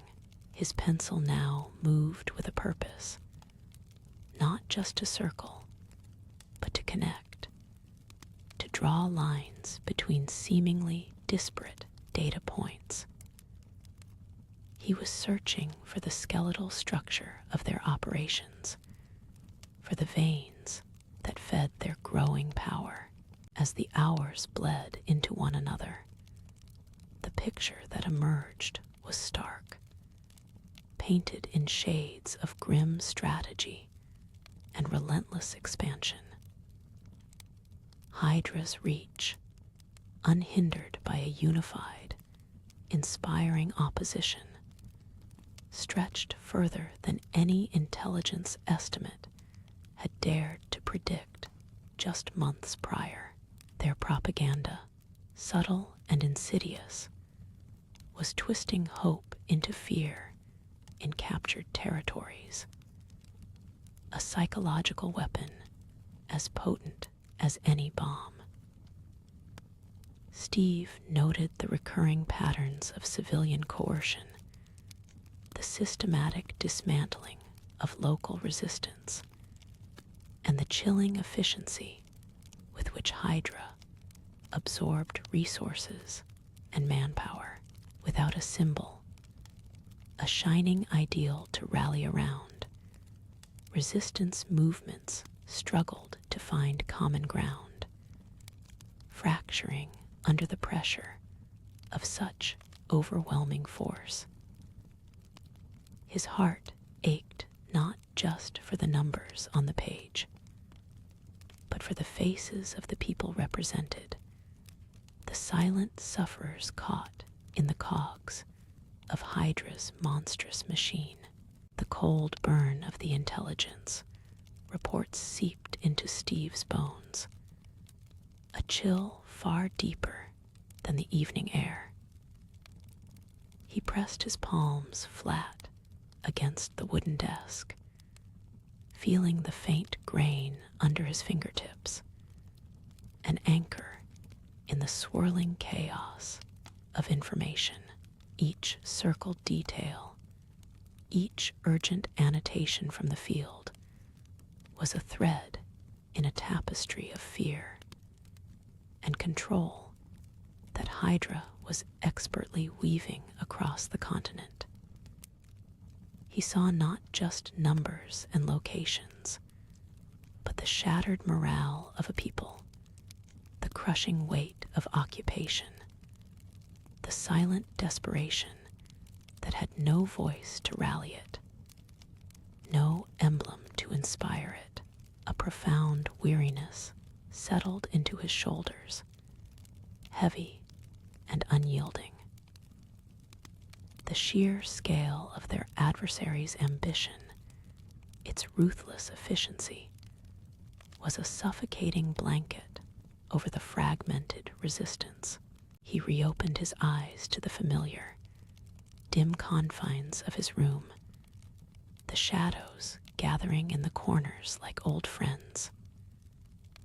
The air, still and cool, offered little comfort.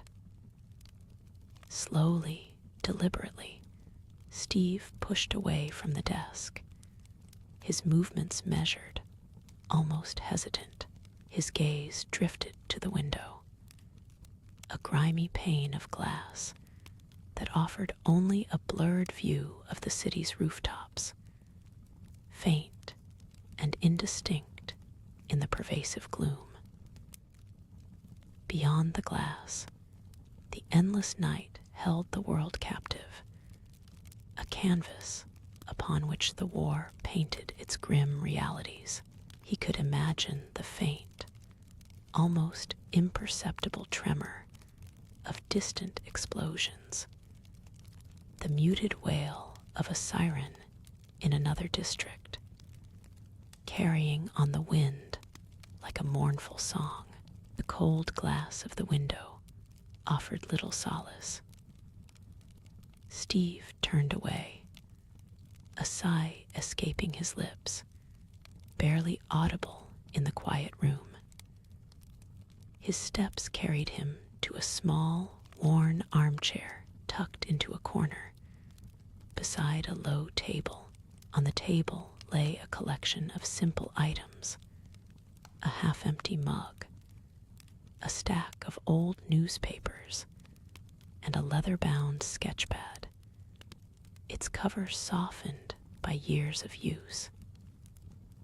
He settled into the armchair, the worn fabric yielding to his weight with a soft whisper. His hand reached for the sketchpad, his fingers tracing the faint indentations on the cover. He moved from the window, his gaze settling on a worn medical file tucked away on a lower shelf. A stark and familiar reminder of past rejections and the physical limits that still defined him. The official stamp, barely visible through the faded cardboard, spoke softly of opportunities that had never materialized, of a different path he had once longed for, now a silent, historical artifact in the current war of information.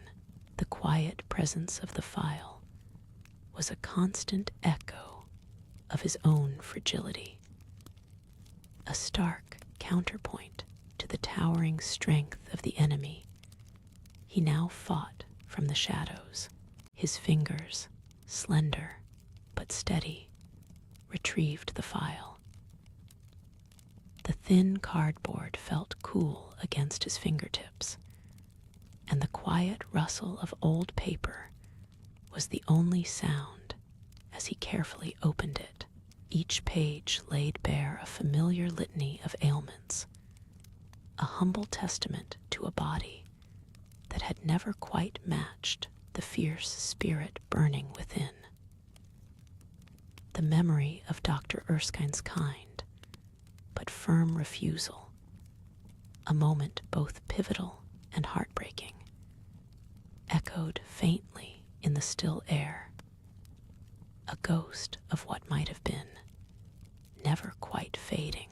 Tucking the file back into its place, Steve's movements were deliberate, his attention now drawn to a small, unassuming radio receiver on a nearby side table.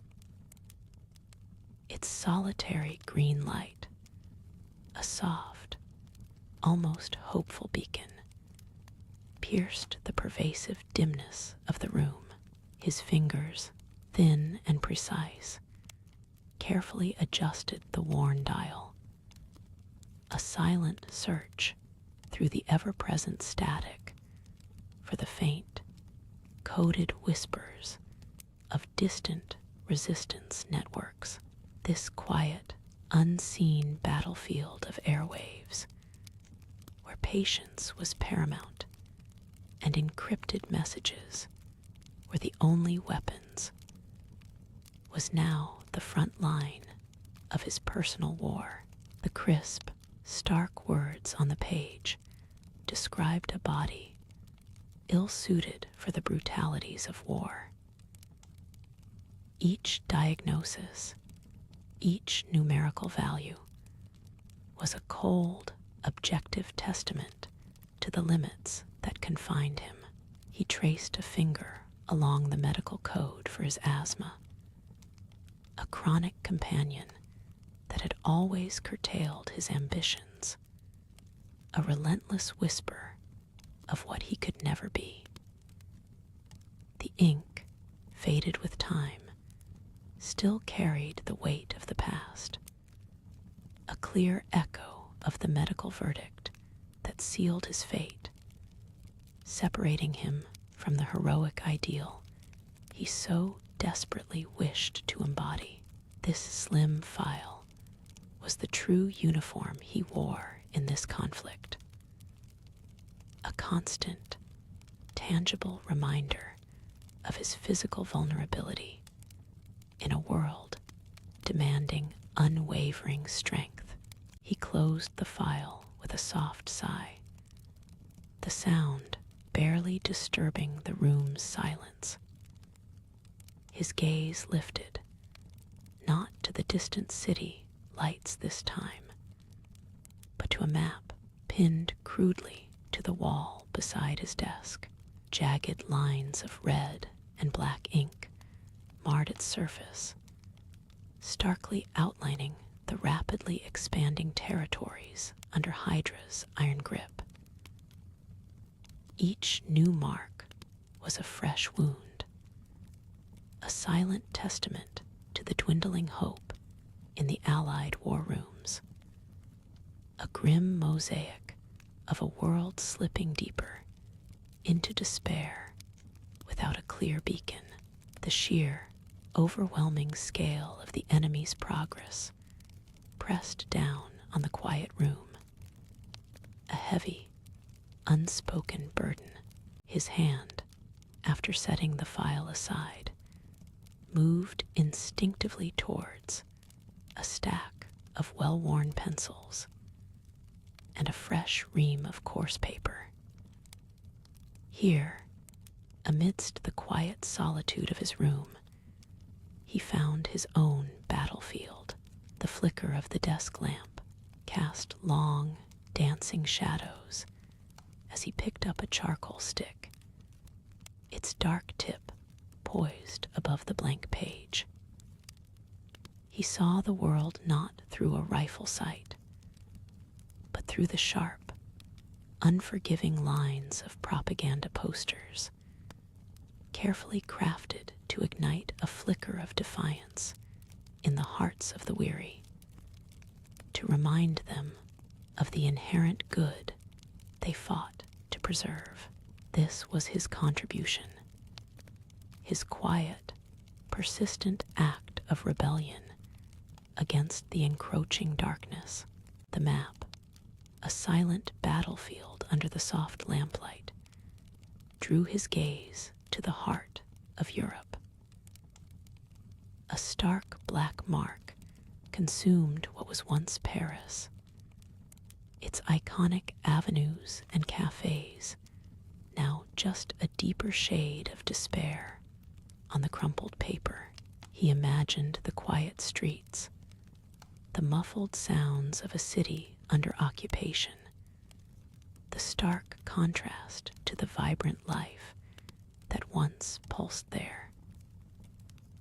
Without a powerful symbol of resistance, the initial shock of conquest had slowly, inexorably, given way to a numb acceptance, a heavy pall over an entire continent. The Allied forces, fractured and reeling from each successive defeat, could offer little beyond dwindling hope, a mere flicker against the encroaching shadow. This quiet capitulation felt more chilling than any overt battle cry, a slow erosion of the human spirit. Beyond the map's grim geography, the world outside offered a constant, low thrum of a reality redefined. The once bright promise of Allied victory had faded into a weariness that permeated newsreels and whispered conversations. Broadcasts from London spoke of strategic retreats and mounting losses, the voices of announcers growing heavier with each passing week. There was no rallying cry, no heroic figure emerging from the propaganda films to inspire courage. Instead, A pervasive sense of grim practicality settled upon the populace, an understanding that this war was a long, grinding attrition, fought without the comforting illusion of a looming savior. The sheer burden of the conflict, unrelieved by extraordinary hope, weighed heavily on every facet of daily life. In the conquered territories, Hydra's presence was undeniably more advanced, more imposing than anything the Allies could currently field.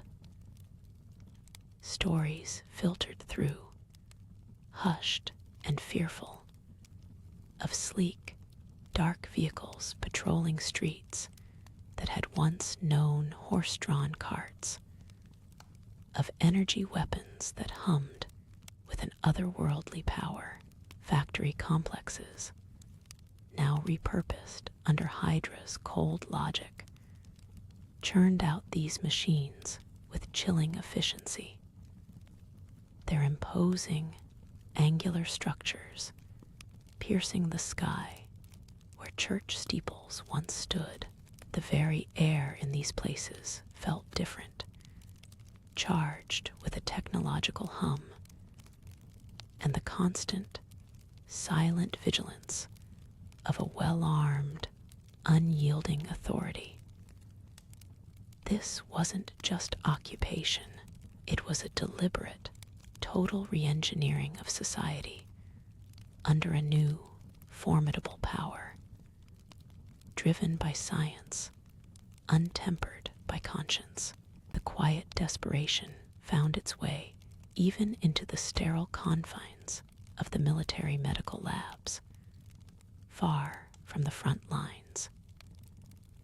Here, in a forgotten corner of a New York research facility, a young man named Steve Rogers meticulously sorted through files, his movements slow and deliberate, his persistent cough, a familiar companion, punctuated the hushed silence, a testament to the frailty that had barred him from the very service he yearned for. He'd overheard hushed conversations about a discontinued project, a whisper of a miracle serum that had promised to turn the weak into titans. He'd even once stood in a line to volunteer for something exceptional, an experiment hinted at by ambitious scientists, but had been gently, firmly turned away, deemed too fragile even for the preliminary assessments. Now the project was long over. Its lead scientist, Doctor, the silence around the closed-off wing of the Brooklyn Strategic Scientific Reserve Facility spoke volumes. Dust sheets draped over forgotten machinery, and the air hung heavy with the scent of disuse and vanished dreams. This was where Project Rebirth had quietly, prematurely ended. Dr. Erskine's untimely demise had not been a singular tragedy. It had been the final, decisive blow to a world already teetering on the brink. Without the serum, without a successful trial, the entire endeavor was deemed too risky, too costly, too speculative. The evening light in New York City no longer held the same comforting glow. It was often tinged with the red-orange flicker of distant fires, a grim reminder of coastal patrols and increasingly daring enemy probes. Air raid drills had become a mundane, if jarring, part of urban life. The mournful wail of sirens, a constant companion to the rhythm of rationing and wartime austerity. Families huddled together in dimly lit apartments, listening to the static-laced radio broadcasts that offered little comfort, only more news of retreats and mounting losses. Recruitment posters, once vibrant and inspiring, now seemed to sag with a quiet desperation, their heroic figures looking less like saviors and more like weary men resigned to an unending conflict. The usual bustling energy of the city had been replaced by a subdued resolve, a collective understanding that their daily sacrifices were just a drop in an ocean of global suffering, unmitigated by any single transcendent hope. Even the children, playing quiet games in the shadowed streets, seemed to carry a subtle weight, their innocence brushed by the pervasive shadow of a world at war, without a clear beacon of ultimate triumph. The dust motes danced in the sparse beams of light that pierced the high, grimy windows of the Brooklyn SSR facility.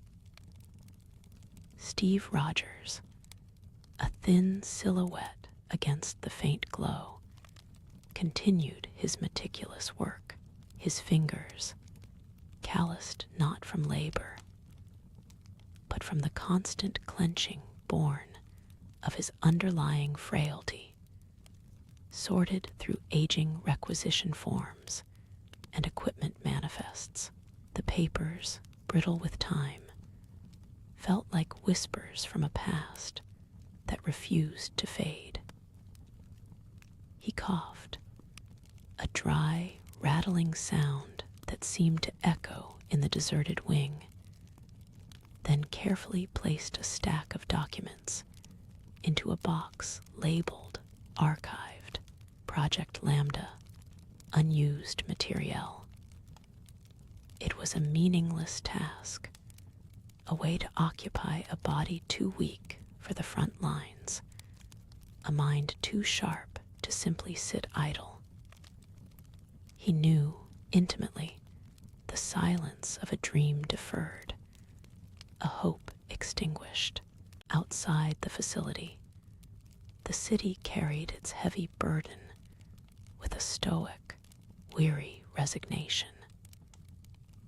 Steve, on a rare errand to the General Administration Wing, passed a communal radio in the guards' lounge.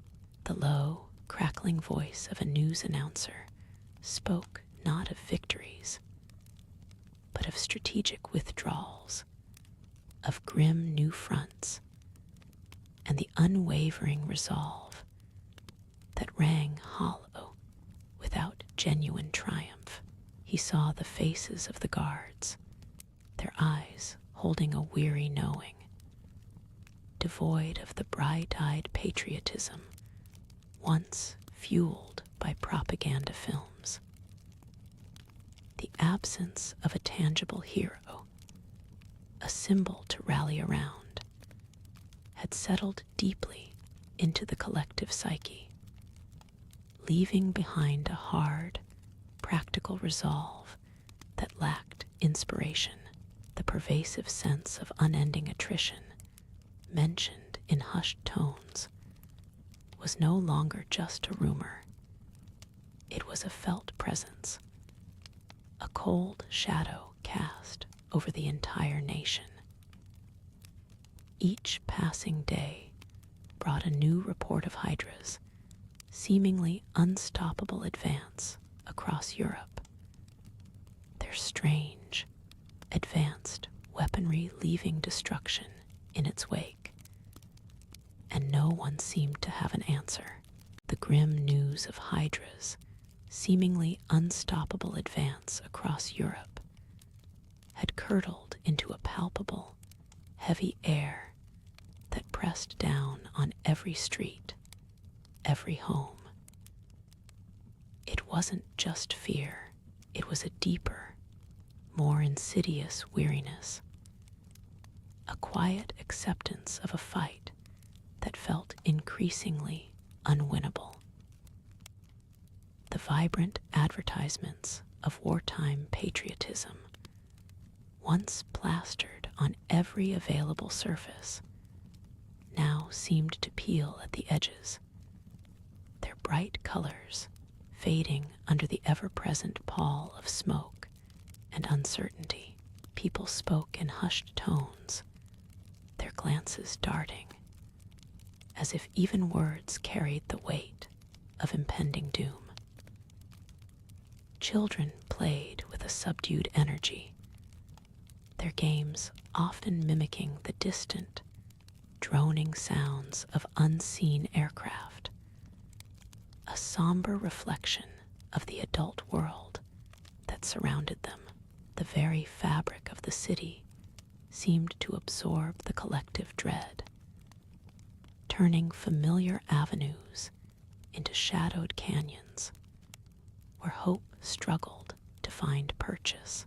Reports of Hydra's weaponry, once dismissed as exaggerated enemy propaganda, began to filter back through official channels, albeit heavily censored. These were not just tanks and planes.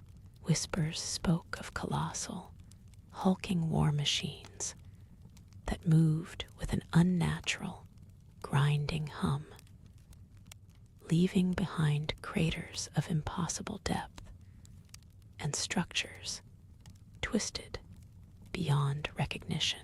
The sheer scale of destruction, the cold efficiency described by the few survivors, painted a picture of a foe unlike any humanity had faced. It was a new kind of terror, not of human cruelty, but of an impersonal, technologically superior force. The war was no longer fought on familiar terms, but against an alien logic, an unfeeling power that slowly, methodically, was tightening its grip on the continent, pushing the boundaries of what was conceivable, what was survivable.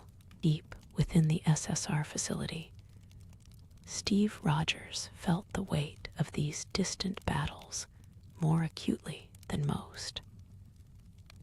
The archived papers, the unused material from Project Lambda, seemed to mock him with their promise of what might have been. He traced the faded blueprint of a uniform, a symbol designed for a hero that never materialized. His own body, ever a source of quiet frustration, a constant reminder of his limitations, ached with a fatigue that no amount of rest seemed to alleviate. Yet a quiet fire still burned in his eyes, not of naive hope, but of a stubborn, unyielding moral clarity.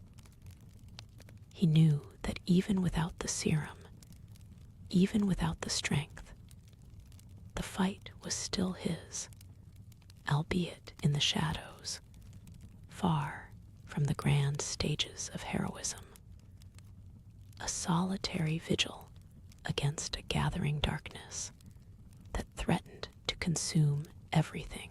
In the shadowed quiet of a Brooklyn evening, long after the last rays of a sickly amber sunset had faded, Steve Rogers sat by his narrow window. The distant, muted rumble of the elevated trains was a constant, restless heartbeat, mirroring the anxious pulse of the city itself. Dust motes danced in the solitary glow of a lamp, illuminating the sharp angles of his shoulders, the pallor of his skin, and the stubborn set of his jaw. Another rejection letter lay crumpled beside his worn sketchbook, its crisp edge a cruel reminder of his limitations. The words "unfit for service" were etched not just on the paper, but deep into the very core of his being, a refrain he knew all too well.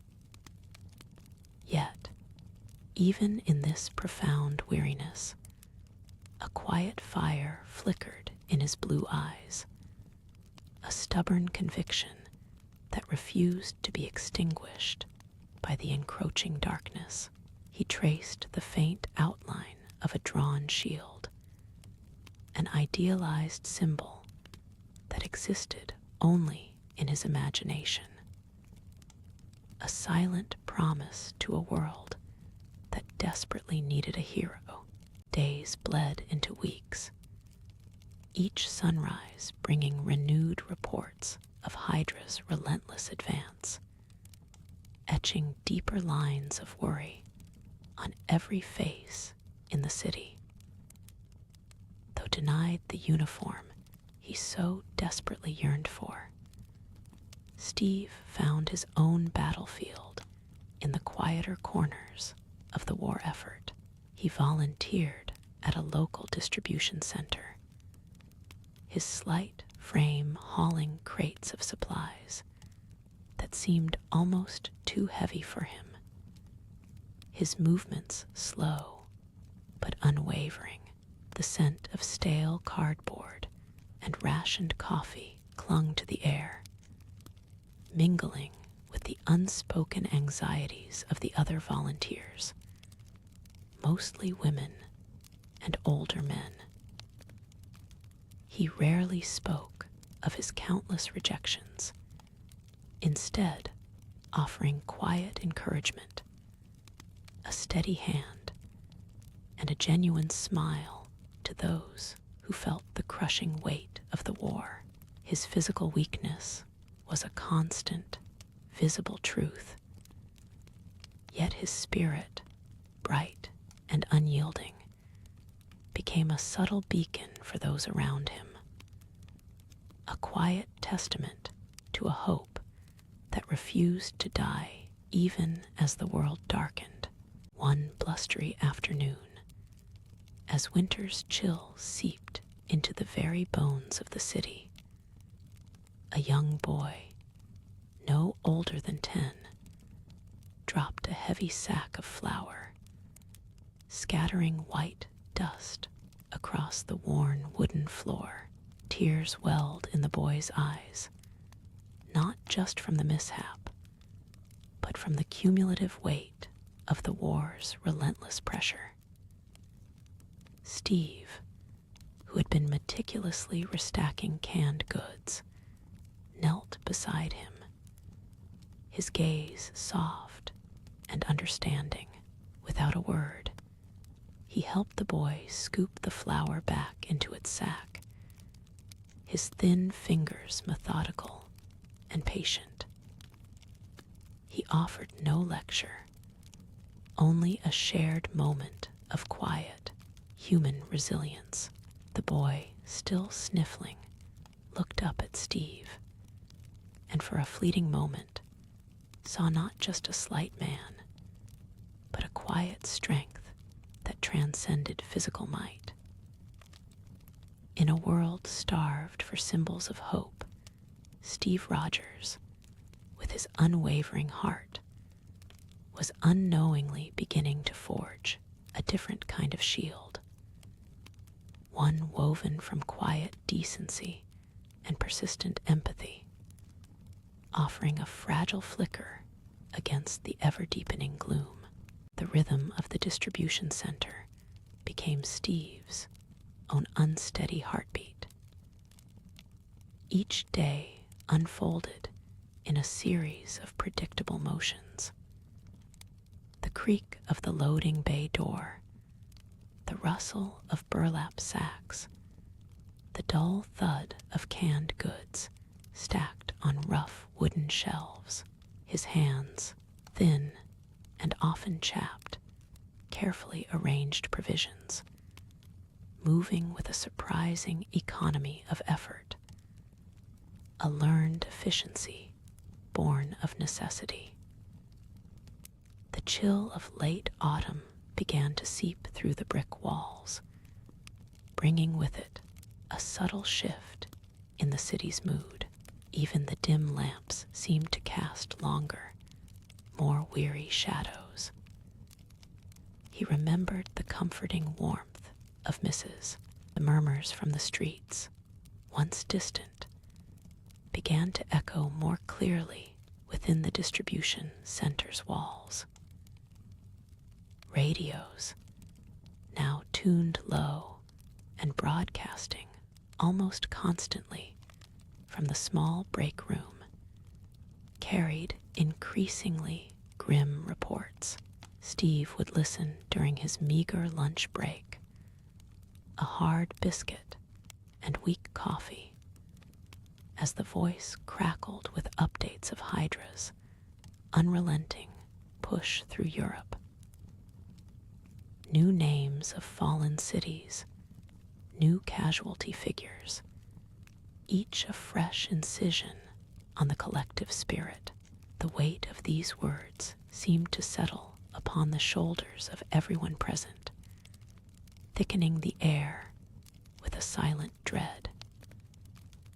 He saw it in the tightened lines around in the quiet solitude of his tiny apartment, illuminated only by the flicker of a single lamp.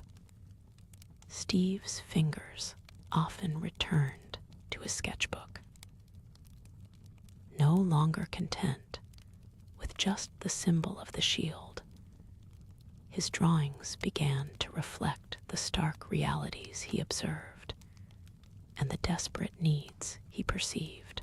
He sketched rudimentary designs for more efficient supply crates, ergonomic handles for heavy tools, even diagrams of simplified water purification systems.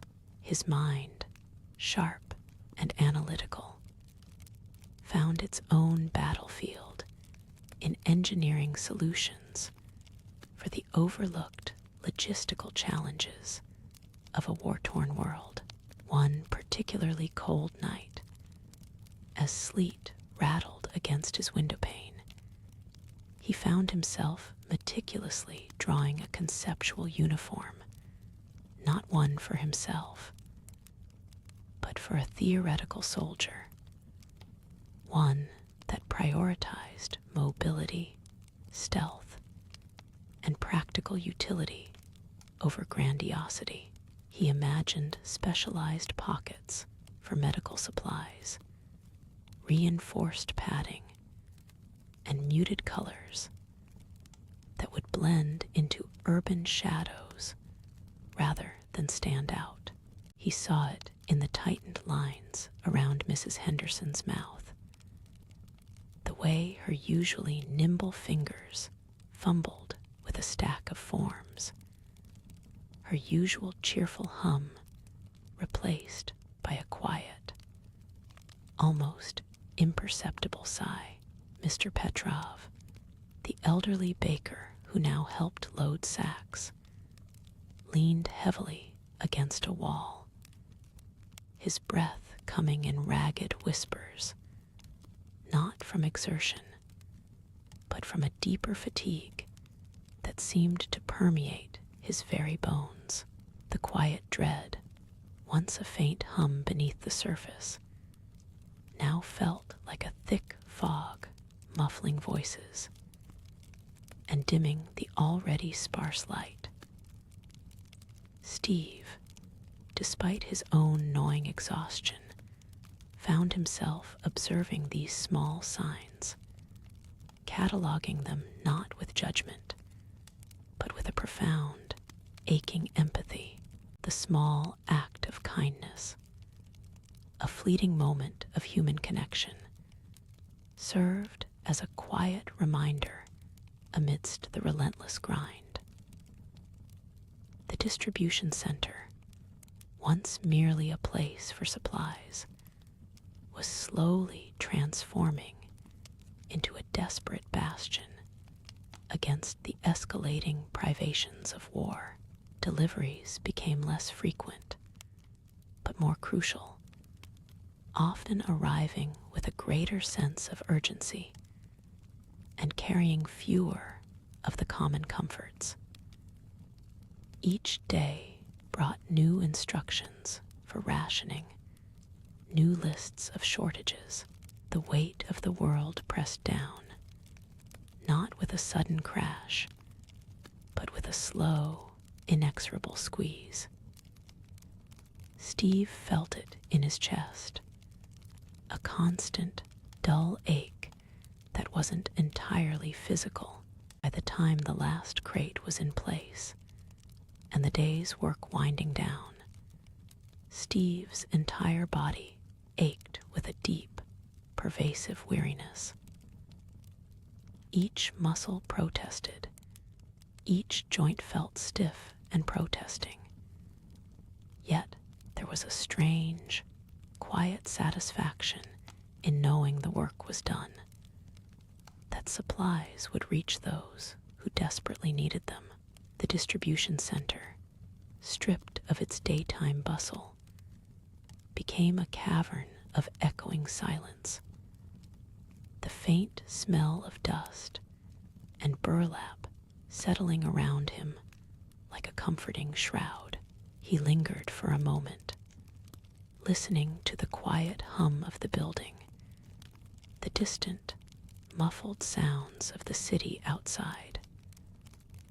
A siren's fading cry, the rumble of a distant truck, the occasional clang of metal. Each sound was a reminder of the relentless world, a world growing darker, more demanding, without a clear path to light. He walked home through streets where fewer lights shone, where storefronts were shuttered earlier, and shadows stretched long and unbroken across familiar paths. The absence of small, familiar items, once taken for granted, spoke volumes. A child's forgotten rag doll, its button eyes staring blankly from a half-empty crate of medical gauze, seemed to amplify the quiet despair. Steve felt a familiar ache, not just for the children who would go without, but for the very idea of a world where such simple comforts were commonplace. He traced the rough wood of the crate, the splintered edges, a physical manifestation of the world's unraveling. The chill seeping through the drafty warehouse matched the cold knot in his stomach, a constant companion that gnawed at him more relentlessly than any physical hunger. Later, as the city lights flickered weakly against the encroaching night, Steve found solace in the familiar scratch of charcoal on paper. His cramped, cold room, shared with the ghosts of forgotten dreams, offered little comfort beyond the act of creation itself. He rarely sketched idyllic landscapes or vibrant portraits anymore. Instead, his recent pages were filled with the tired faces he saw at the distribution center, the jagged silhouettes of bombed-out buildings, and occasionally an abstract representation of the invisible weight he felt in his chest. His art had become a chronicle of quiet suffering, a silent protest against the encroaching darkness. One particularly cold morning, a new, younger recruit barely out of his teens, struggled to hoist a heavy sack of flour onto a truck. His face was pale, hands trembling with exertion and likely hunger.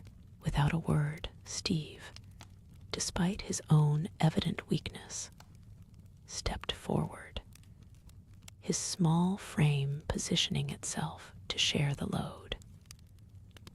He took the heavier end, grunting softly with the effort, his eyes offering a silent, understanding acknowledgement that bypassed the need for words. It was a small, almost imperceptible gesture, but it momentarily eased the young man's burden, and perhaps his fear. The cold air stung, but the warmth of shared humanity briefly defied the grim reality. The flickering flame of a small oil lamp cast dancing shadows across the cramped room, illuminating the worn pages of Steve's sketchpad. He traced the rough lines of a drawing, a child eyes wide with a hunger not just for food, but for something lost, something indefinable. Beside it, the gaunt face of an elderly woman, her hands clasped in a silent prayer for a world that seemed to have forgotten how to listen. Steve sighed, a thin wisp of breath visible in the frigid air, and ran a weary hand over the charcoal sketch. The detail in the faces was sharp, too sharp, a testament to the pervasive exhaustion he witnessed daily at the distribution center. He knew these faces, these quiet battles, the faint, static-laced crackle of a radio from the room next door, often filtered through the thin, plastered wall, a discordant symphony of clipped war reports and urgent appeals for rationing. Tonight, the broadcast spoke in hushed, grave tones of a grim stalemate on the European front, of Allied lines holding precariously, but unable to advance, of cities under relentless siege. There were veiled references to an enemy whose technological advantage seemed to grow with each passing month, whose aerial fleets grew darker, more menacing. They never mentioned Hydra by name on public broadcasts. The name was too chilling, too specific, too terrifying for public consumption. Instead, the announcers spoke only of Axis forces or the enemy, carefully crafting a narrative that was meant to reassure, but only served to deepen the unease. But the whispers in the warehouse, the hushed conversations among exhausted dockworkers, the grim anecdotes from returning broken soldiers, they painted a far more sinister picture. He pushed away the charcoal and paper, the familiar tools offering no solace against the growing chill of dread. Standing up slowly, he stretched his aching limbs. His small frame felt utterly insignificant in the vast, unforgiving sprawl of the beleaguered city. The rhythmic creak of the floorboards under his meager weight was the only sound in his quiet room, a stark contrast to the distant, muffled hum of the city's generators struggling against the energy shortages. Yet, even in his quiet, unassuming corner, Steve found ways to contribute, small acts that felt like tiny points of light against the encroaching darkness. Tomorrow, he would rise before dawn, ready to organize another shipment of dwindling medical supplies, his meticulous handwriting ensuring every bottle and bandage found its way to those most in need.